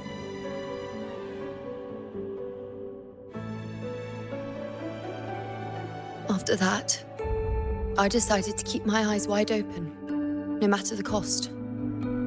I'll sit at the crossroads of fate. I'll stare into what's to come and not flinch, be it joyful, tragic, rebirth, destruction.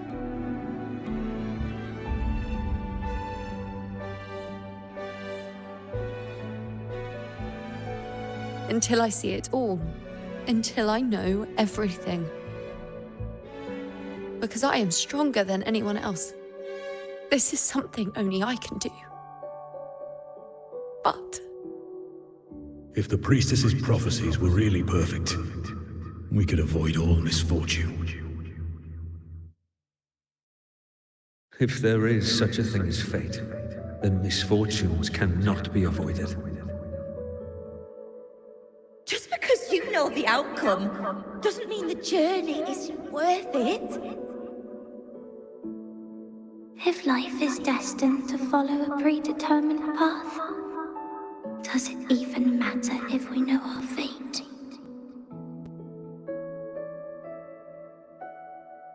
after all I see, could I ever answer what they hope of me?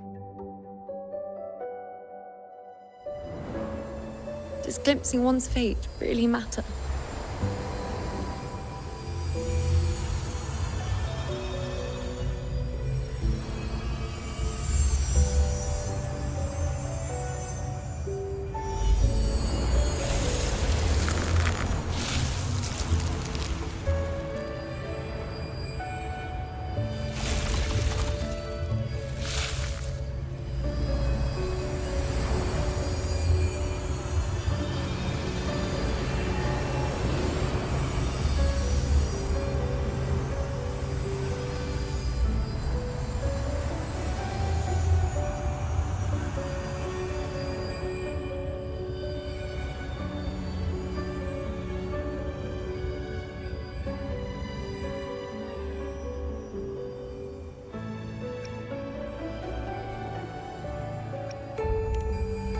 Unwritten, you are as sharp as ever.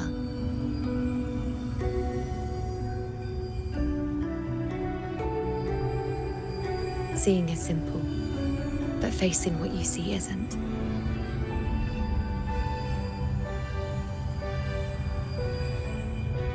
In your eyes, I see my past self. I also see my present self. Together, they overlap to create a more complete version of me.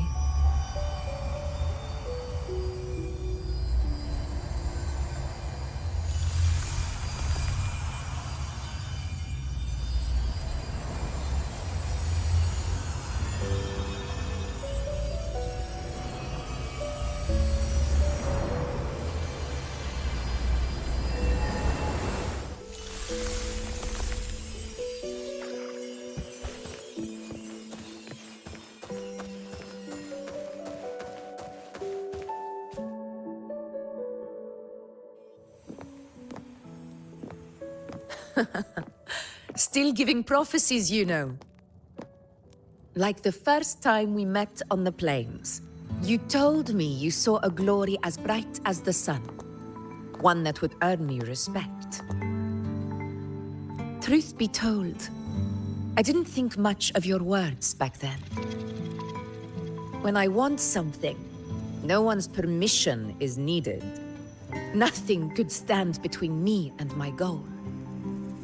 When the prophecy came true, though, I found it unsatisfying. Imagine thinking you are the master of your own fate, only to learn, for better or for worse, everything you are is part of fate's design. It's as if fate chips away at the untamed part of you, turning you from a wolf into a caged rabbit. And you saw it all so easily. Truths as clear as the moonlight, bright, yet distant and cold.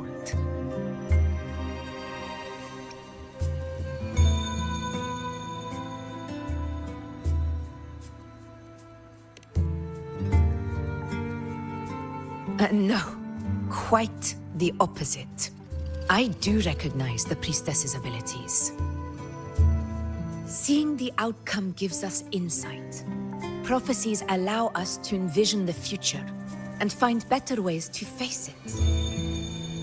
In every one of Septimon's auguries, the priestesses foresaw disasters that would befall the land, but also the hero who would rise up to face it. Like the people of Septimont, I too have been blessed by prophecy. But in the end, whether disaster is averted or who the hero is, those choices are never ours. If we are nothing more than fate's puppets, what difference does it make if we can see its hand? If fate one day wills our annihilation, with no way to change it, what then is the role of a priestess? Are they merely fate's mouthpiece, bowing to its will? Or are they pioneers, seeking to shape what's to come?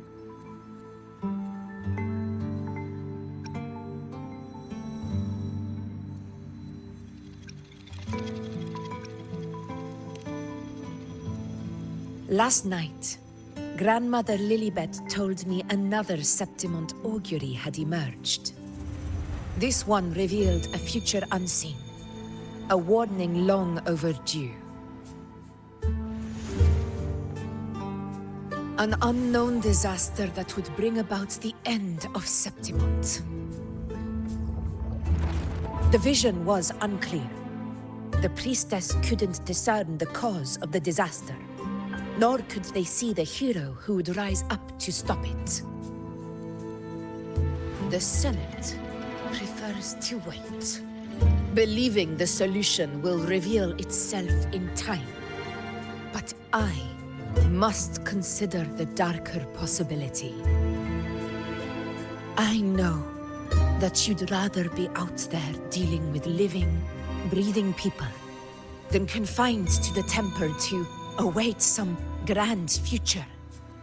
You, too, are tired of the Senate's rules and the priestess's chains.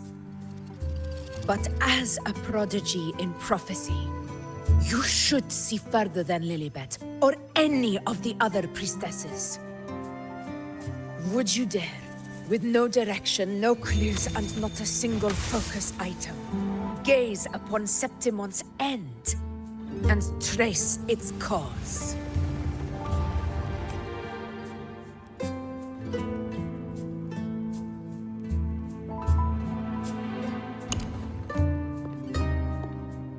So be it. I'll make this prophecy's ending my answer. End or future, if I can break through the maze and find the hero of heroes they could not, I won't need to worry about the meaning of what I see. I will be the meaning I see.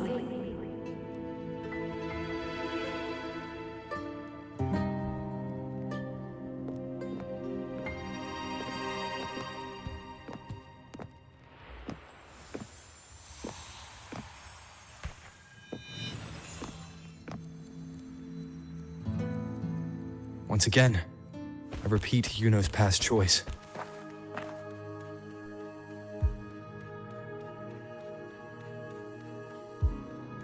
Over there, it looks familiar. Perhaps we can stop to take a breath and rest, if only for a moment. I don't know, but something about it is different. I must have been there before and done something. Something important. None of the other places felt like this. But why is it so ruined, so silent? There should be people and more light, like how it was when it all began.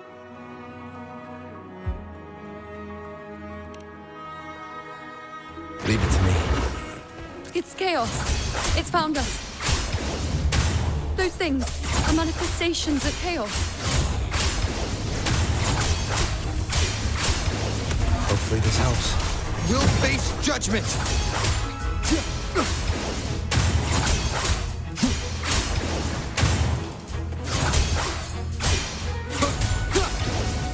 The wicked. Be careful, they're closing in. It really insists that I stay. Hopefully this helps.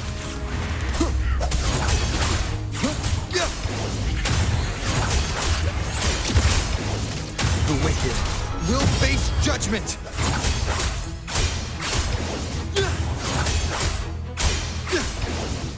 Annihilation!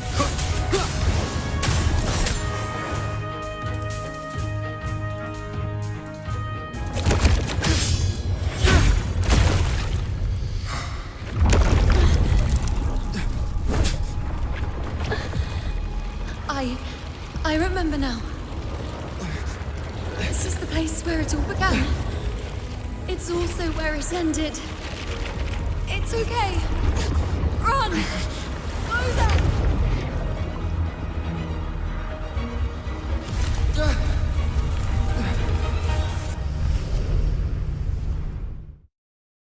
Go there?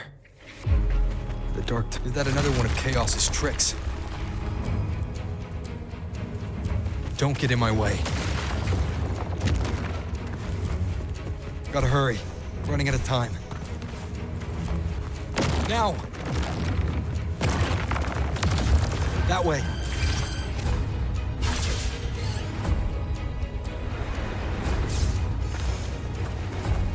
Manifestations of chaos. Where is it taking Yuno? How can I find her? Yuno wanted to come here. What did she remember? Did Yuno leave these lights to guide me?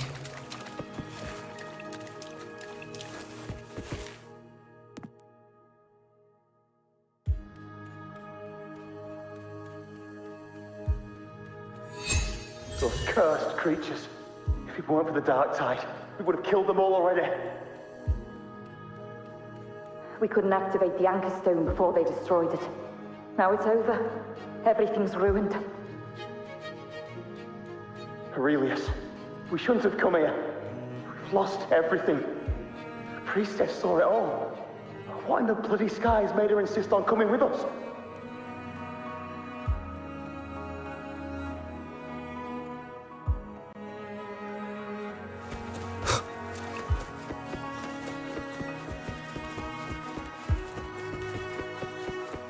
Cherish every gain.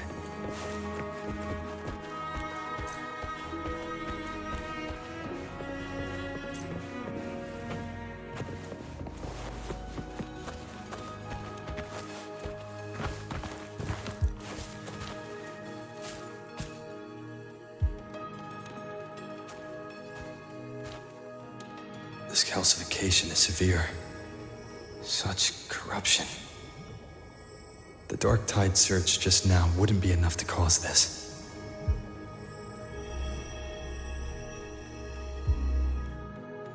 Could this be connected to the important event Yuno mentioned before she was taken?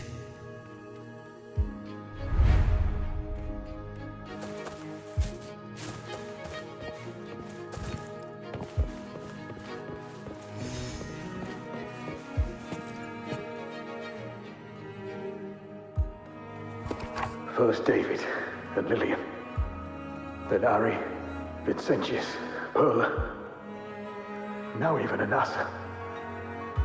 Please, Yuno. Weren't you able to help us before?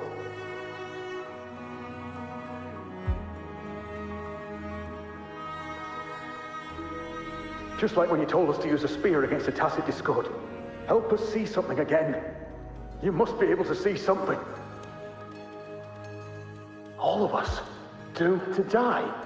If that's true, why did you come with us? Just to watch us die? No. The Dark Tide's corruption is spread too wide. It's covering their retreat, we can't catch them. The moonlight offered us some illumination, but... now it too is being swallowed by the Dark Tide.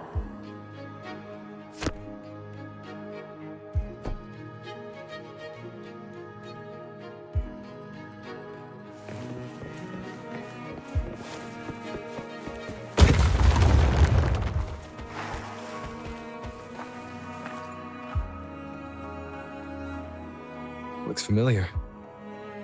A priestess's candelabrum.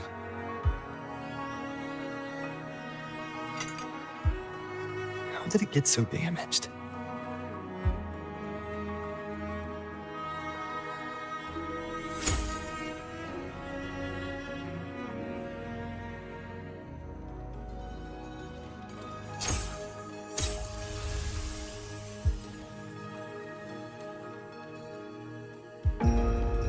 Fate unveils itself to the priestess.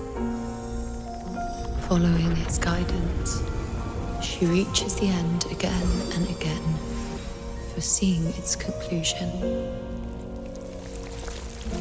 Heads fall, whimpers fade. She sees no hero of heroes.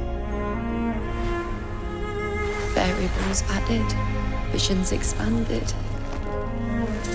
She sees no hero of heroes. Beyond a doubt, no other choice. She sees no hero of heroes. The priestess is never wrong, but she despises her own truth. For her success is Septimon's defeat. Defeat. Why? Defeat. It's always defeat. If fate one day wills our annihilation, if we are nothing more than fate's puppets, when that time comes, what good is a priestess?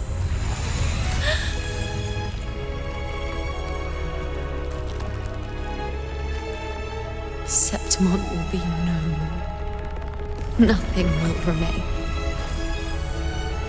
Only she who foresaw every death still lives.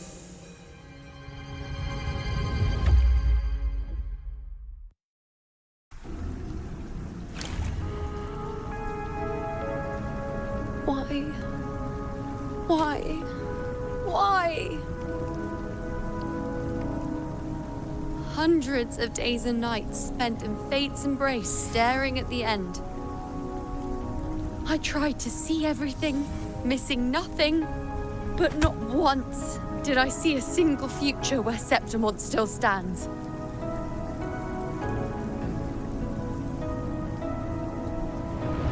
So this is the answer you give me.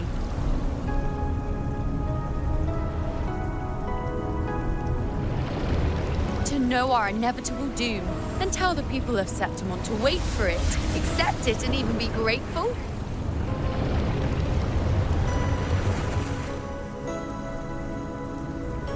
Priestess, what more do you hope to achieve? Priestess, what more can you do? Haven't you already seen it all, plain as day? Haven't you seen it countless times already? Haven't you already viewed the answer? Yes, I saw it. A clear, undeniable future. I know. All I need to do is convince myself this is the final answer.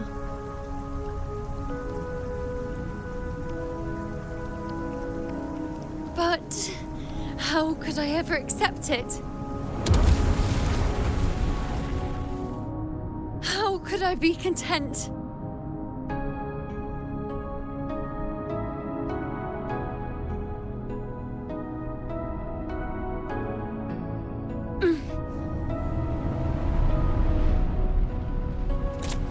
with our very existence being denied like this?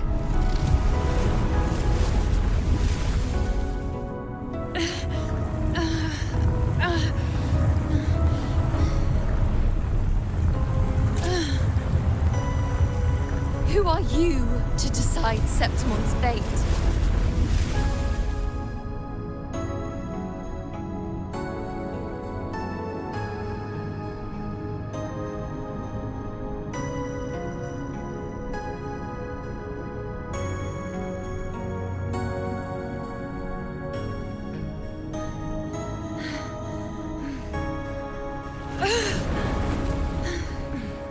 Certainty is just the narrow boundary fate sets for us. The immeasurable, the free. That is where our dignity lies.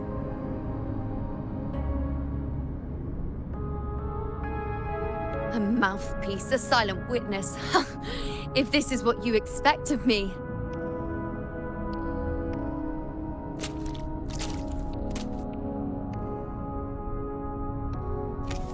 I'll raise my bow and turn fate into a storm of possibility.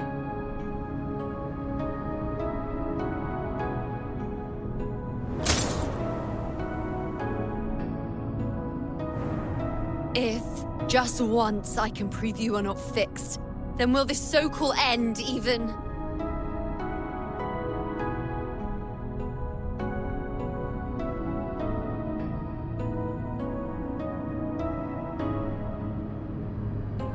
Wait, Priestess Yuno.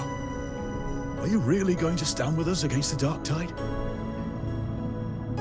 You've already seen how it ends, haven't you? Of course.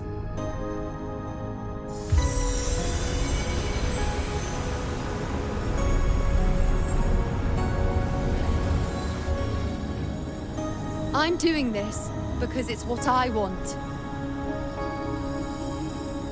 The answer I seek is the one only I can give.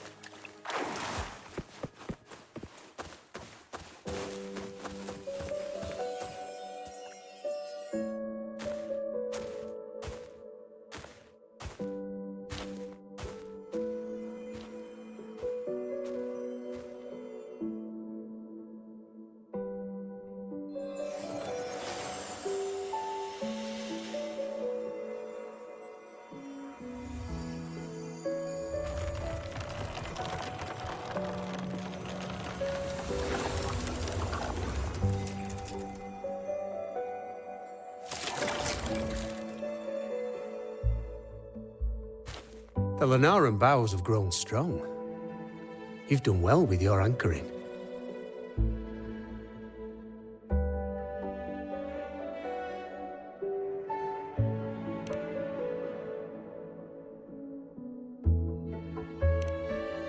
Look at you.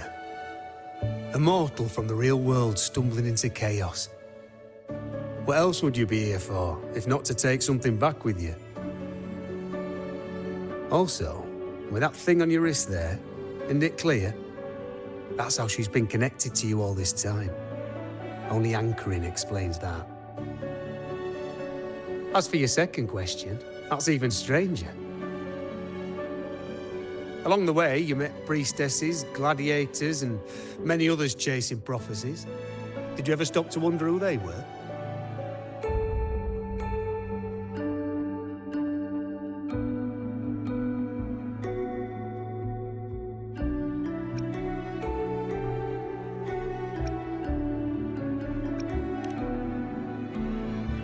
What is it you expect to hear, then?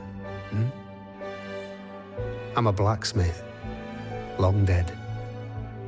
Once a forger of weapons. A father to a daughter. A reflection of her past in the chaos.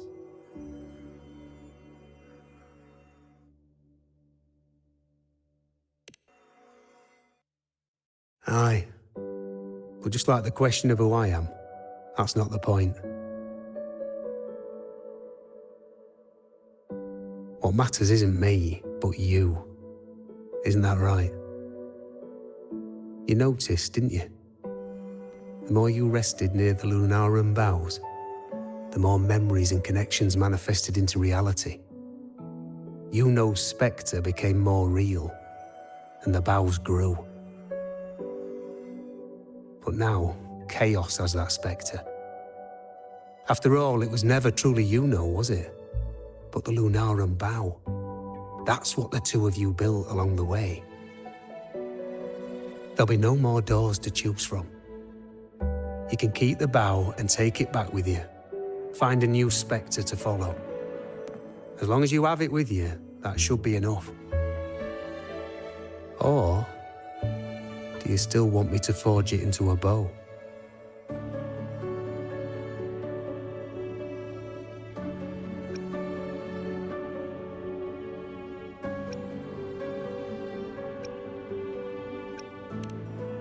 We were gathering Lunarum boughs to forge the bow. Just like I came here only to anchor her and bring her back. If you cut it here, all your previous anchoring will be for nothing. You might have to start over many times, with things going even less smoothly. Are you willing?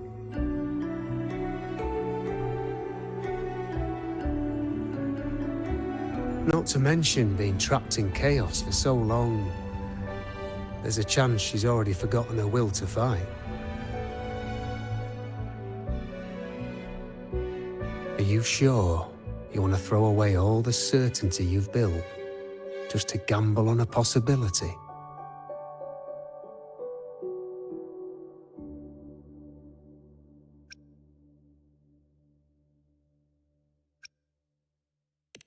Forgotten? To fight? I don't know who you think she is. But the Yuno I know is not someone to give in so easily. She promised we'd meet at the end. As long as Yuno needs a bow, I'll be the one to carry it for her. I always thought you followed the light's guidance.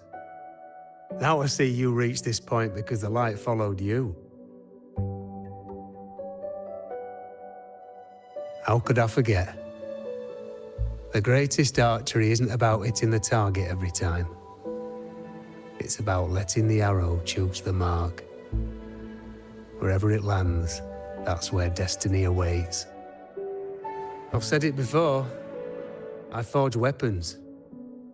If you still want it, I'll forge the bow for you. Come then. Let's do it.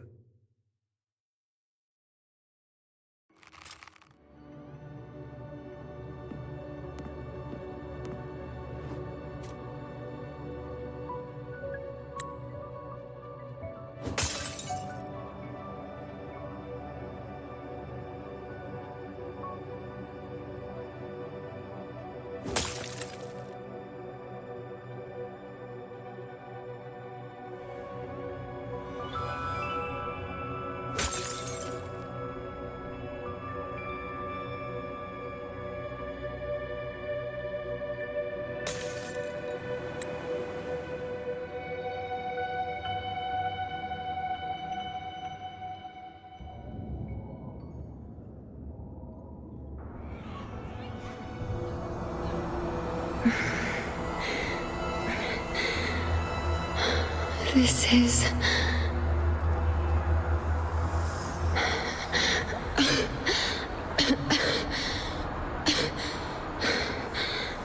Yuno. Priestess Yuno.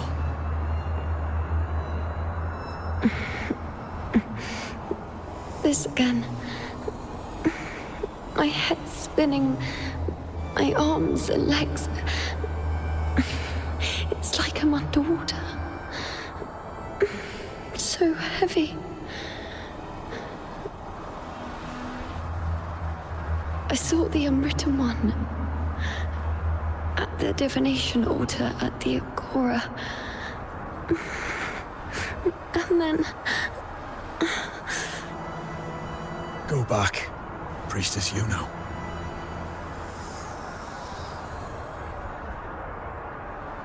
Aurelius? What are you doing here? Didn't Chaos just take me?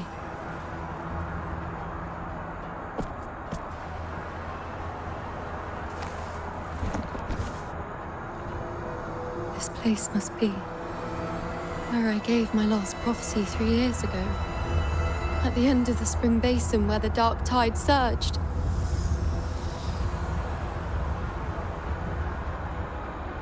Priestess Yuno, we're already indebted to you for accompanying us on this journey. But you've seen how it ends. Our squad is doomed. The others and I are fated to fall here. There's no need for you to risk your own life any longer. Return to Tetragon Temple. That's where you should be. I, too, will go where I should be.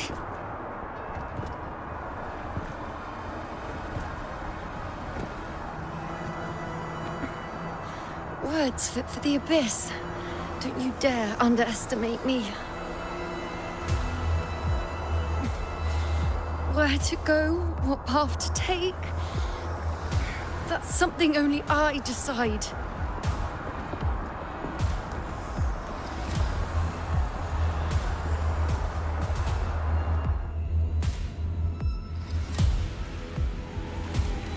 Keep up!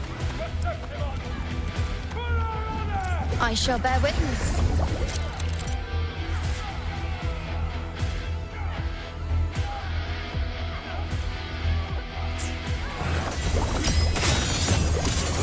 I feel much better. On you go. I am the moon.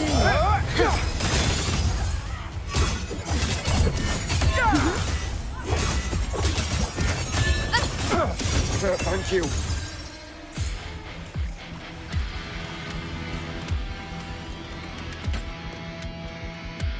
Are you the priestess Aurelius spoke of? Thank you. Back there, closer to the surge. They need... Don't push yourself. After what you've just been through, it's enough that you're still on your feet. Treat your wounds first. Leave the back up to me.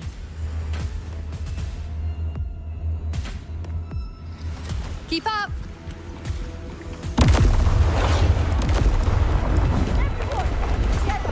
I shall bear witness. Bow before me. On you go.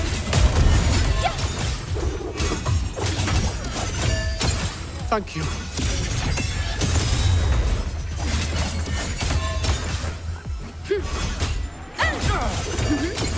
I am the moon.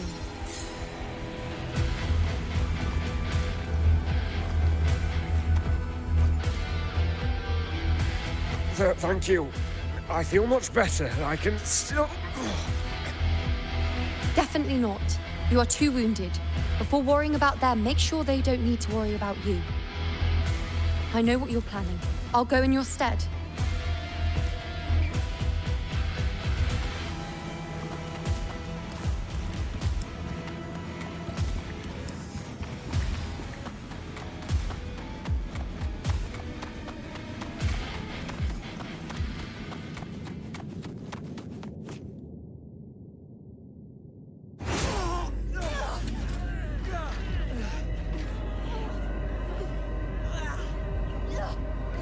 Cowardly, blighted bastards. Always hiding in the dark tide.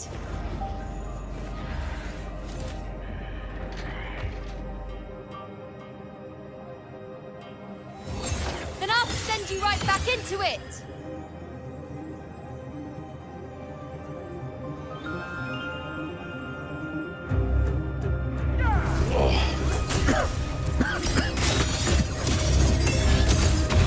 Priestess Yuno. Thank you. You and all of us.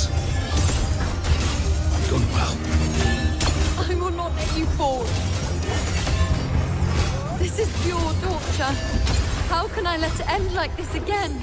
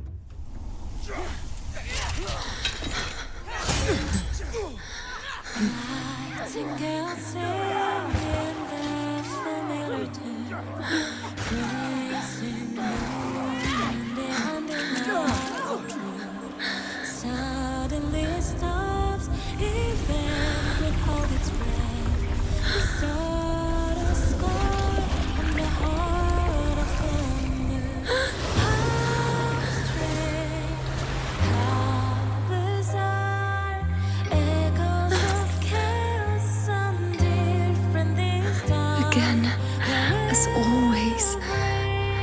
But why would I just stand by and watch you, accept you, complete you?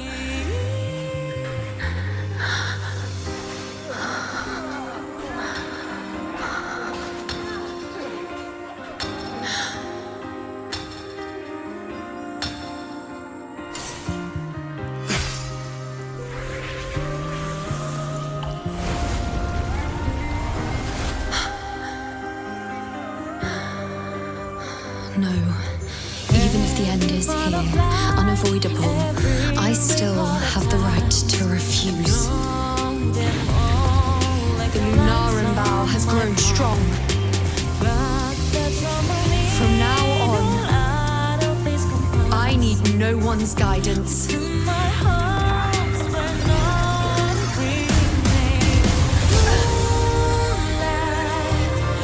Because wherever I choose to aim is my true destiny.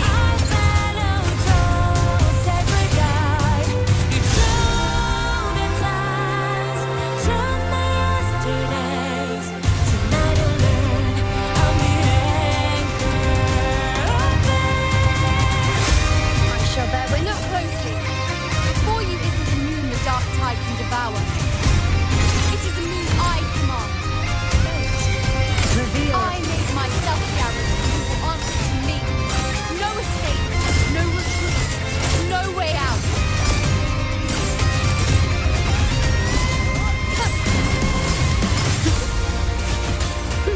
On you go.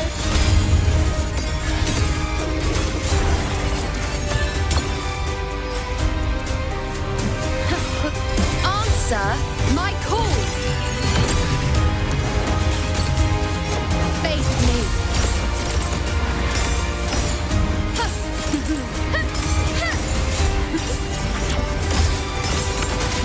On you go.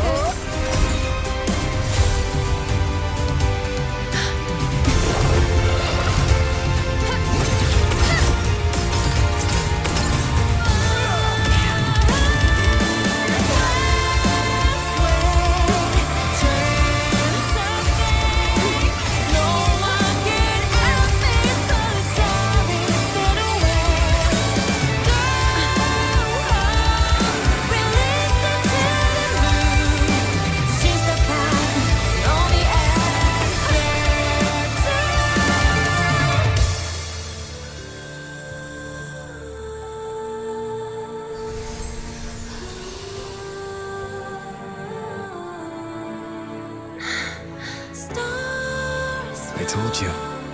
I'd rewrite the ending you changed. On the scale, the scars sometimes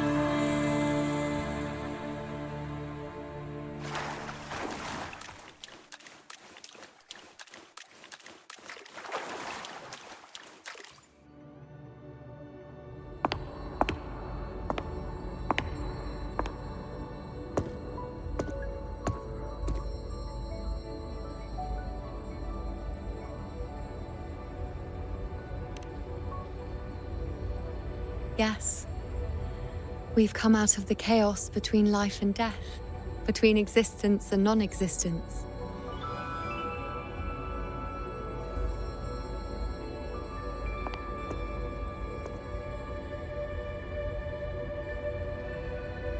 There aren't any guiding traces, no visions of fate's hand.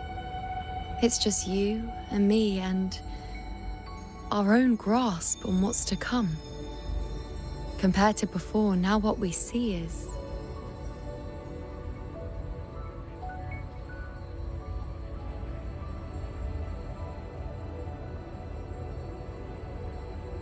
Yes, stretching as far as the eye can see, an infinite void. More vast than what I saw within you, or anything I glimpsed in the future. So this is what our changed ending looks like. No longer an indeterminate chaos or a singular answer given by someone, but an infinite sea of possibility awaiting choice. It seems there's nothing, but in truth, there's everything. So this is the true meaning of a void. Now, it's time to leave this place.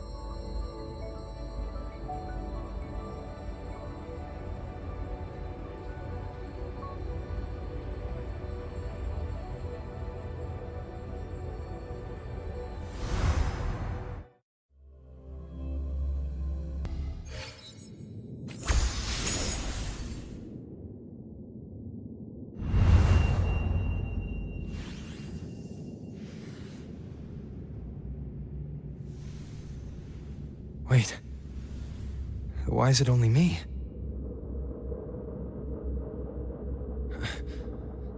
Where's Yuno? The way into chaos is closed. Lilibet's not here either. Did the anchoring fail? Or is it not over yet? But Yuno and I made it to the very end. Does this mean... this is the new ending I created?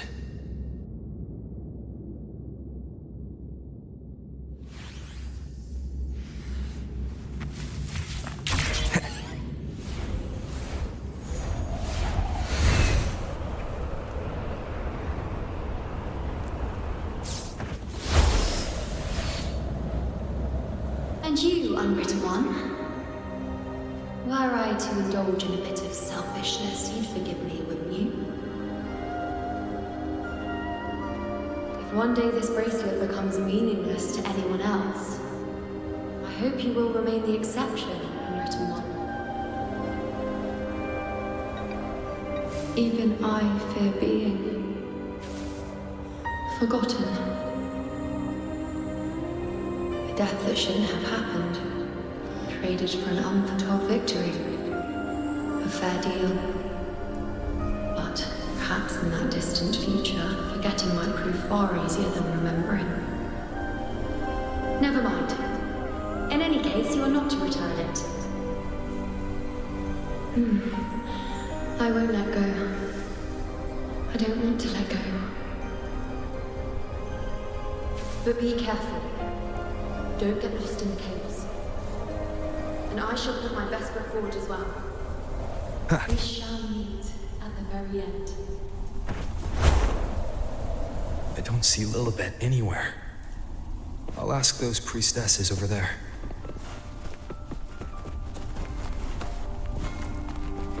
Don't you think it's odd? Grandmother Lilibet. Don't you think it's odd?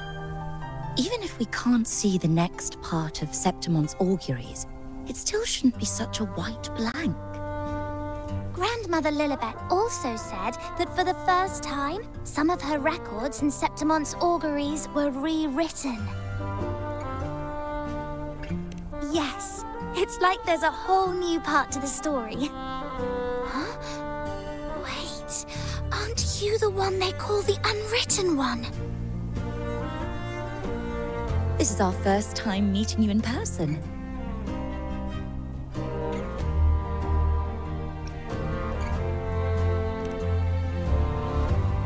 She returned not long ago, but she was here just now.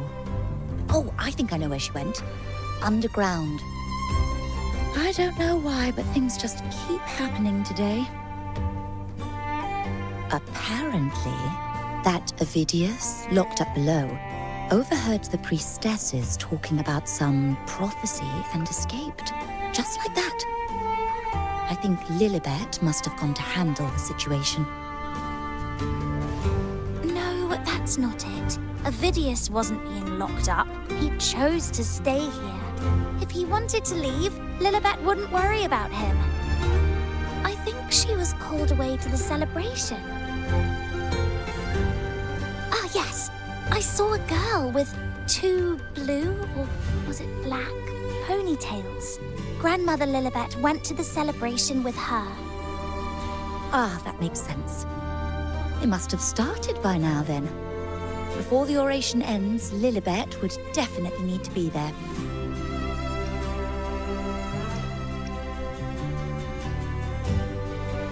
Do you know who Yuno is? Yuno? I don't think I've heard that name before. Do you mean that's the girl we're talking about? Apologies, I didn't have a good look at her. We've only just become priestesses. There is much we still don't know about this land. Maybe she was Yuno. If it's important, perhaps you might try looking for her at the celebration. Don't you think it's odd? Grandmother Lilibet also said...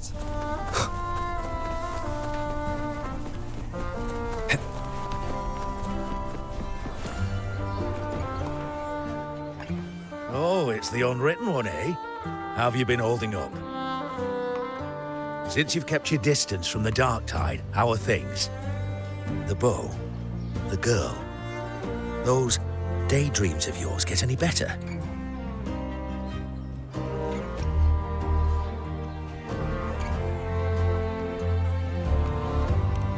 Let me think. Plenty of fresh faces here, and dark blue ponytails. Ah, I think I saw a girl like that. She walked like a cat, as nimble as they come.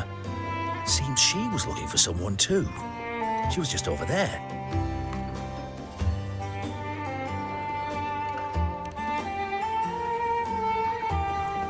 Step right up, folks.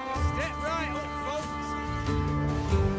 folks. Drinks, fine food, orations. The rose bearers milling about. Yes, everything is just perfect. Oh, unwritten one. I was just saying how the celebration is nearing its most glorious part. You've come here for more petals to hand out? Or would you like me to recommend another interesting part of the ceremony?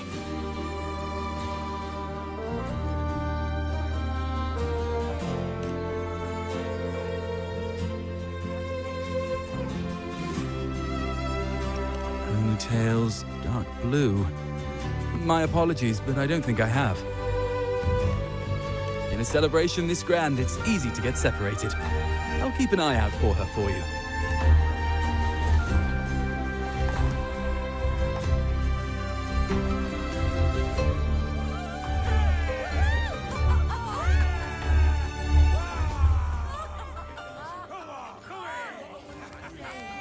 Come on over, toast! Let's drink till we drop!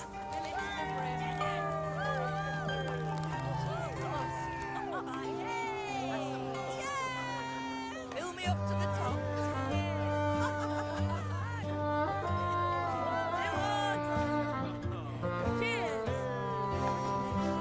We should just live in the moment and enjoy what we have now.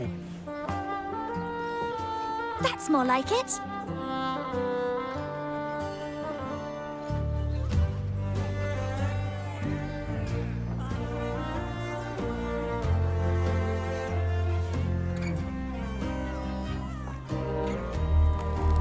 Come, triumphant rain of petals! Make it even grander!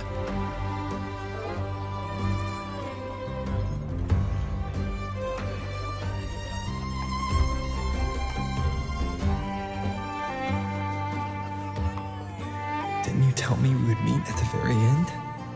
Then why can't I find you?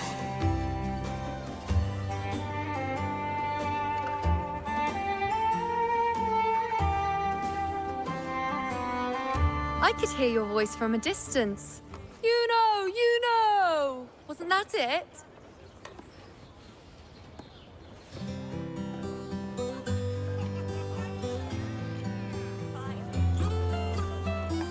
Seems like you're in an awful hurry to find someone.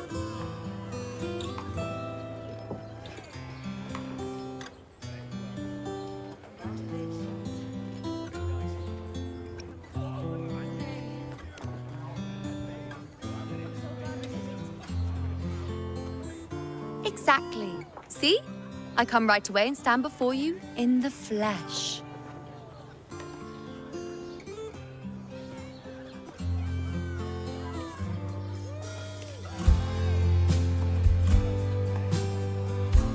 It's just like you saw at the end of the chaos. 3 years ago, at the end of the spring basin swallowed by the dark tide, I, as a priestess, made my choice.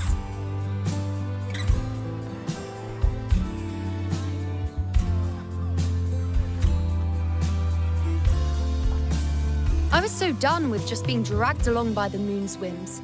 So I defied fate, severed the path, and became the arrow that struck at destiny itself. After that, I lost the ability to see clear visions of the future. But in return, I gained the power to anchor the Dark Tide's creations.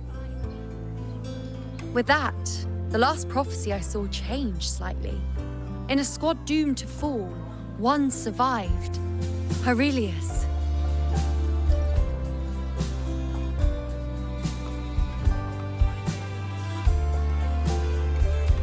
If I can do it once, then I can do it a second time, then a third.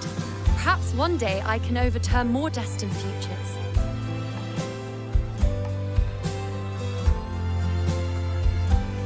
Since fate didn't prepare a hero of heroes, we decided to eliminate the need for one by taking on the disaster at its source, the Sovereign and the Paradise.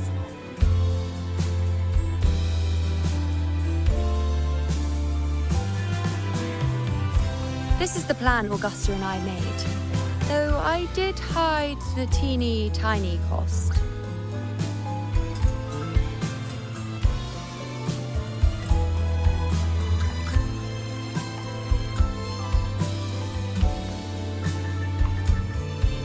Anyway, all the Septimontians who were supposed to die are still alive. The end I once foresaw has changed. The meaning of this has already transcended my own existence. So then, even if every trace of my existence was erased, who can say that the altered fate I left behind isn't proof of my existence? More importantly, I had the privilege of standing by your side to witness what lies beyond the end. The void. An unwritten void. Perhaps it signifies the unimaginable possibilities yet to come. Just like you, bringing unknown possibilities to Septimont. And to me.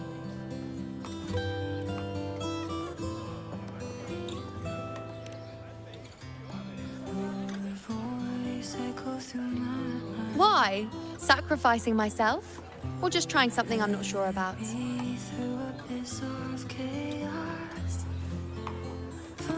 Come now, you know me. I follow my whims. And the more I trust someone, the harder it is to keep my impulses in check.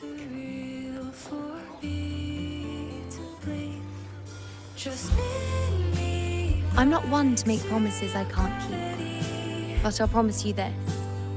If there is a next time, you'll be the first to know.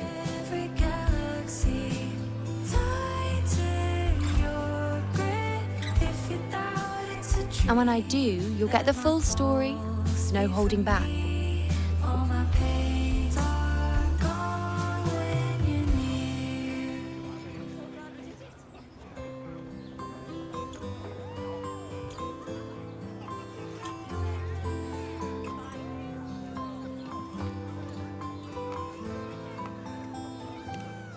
I've run into a few friends since being back.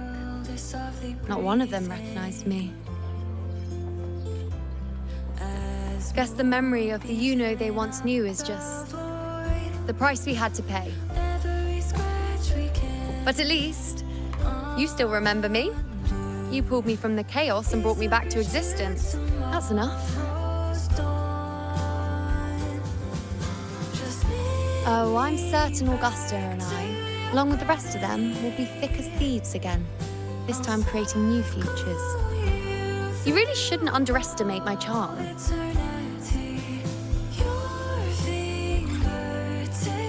Oh, yes, and this bracelet. This is the second time I've given this to you. Never mind the first time, but I wouldn't refuse the second time if I were you.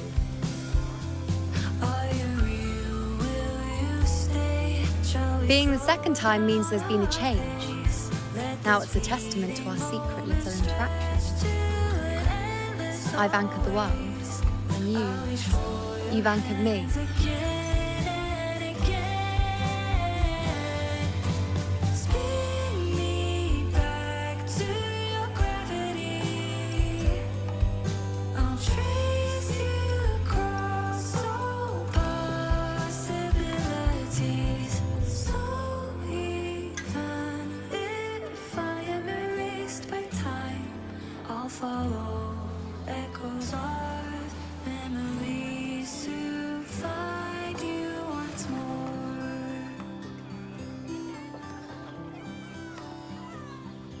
As for any matter pertaining to me, what you saw in the chaos and what transpired, do not breathe a word of it to another soul.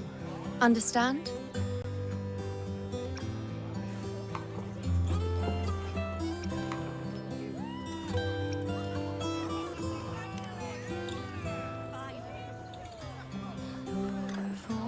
You think so too? Okay, good. I'm most relieved.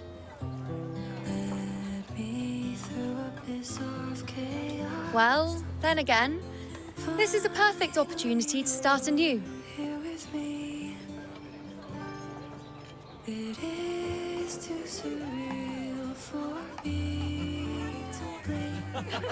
Just me back to gravity.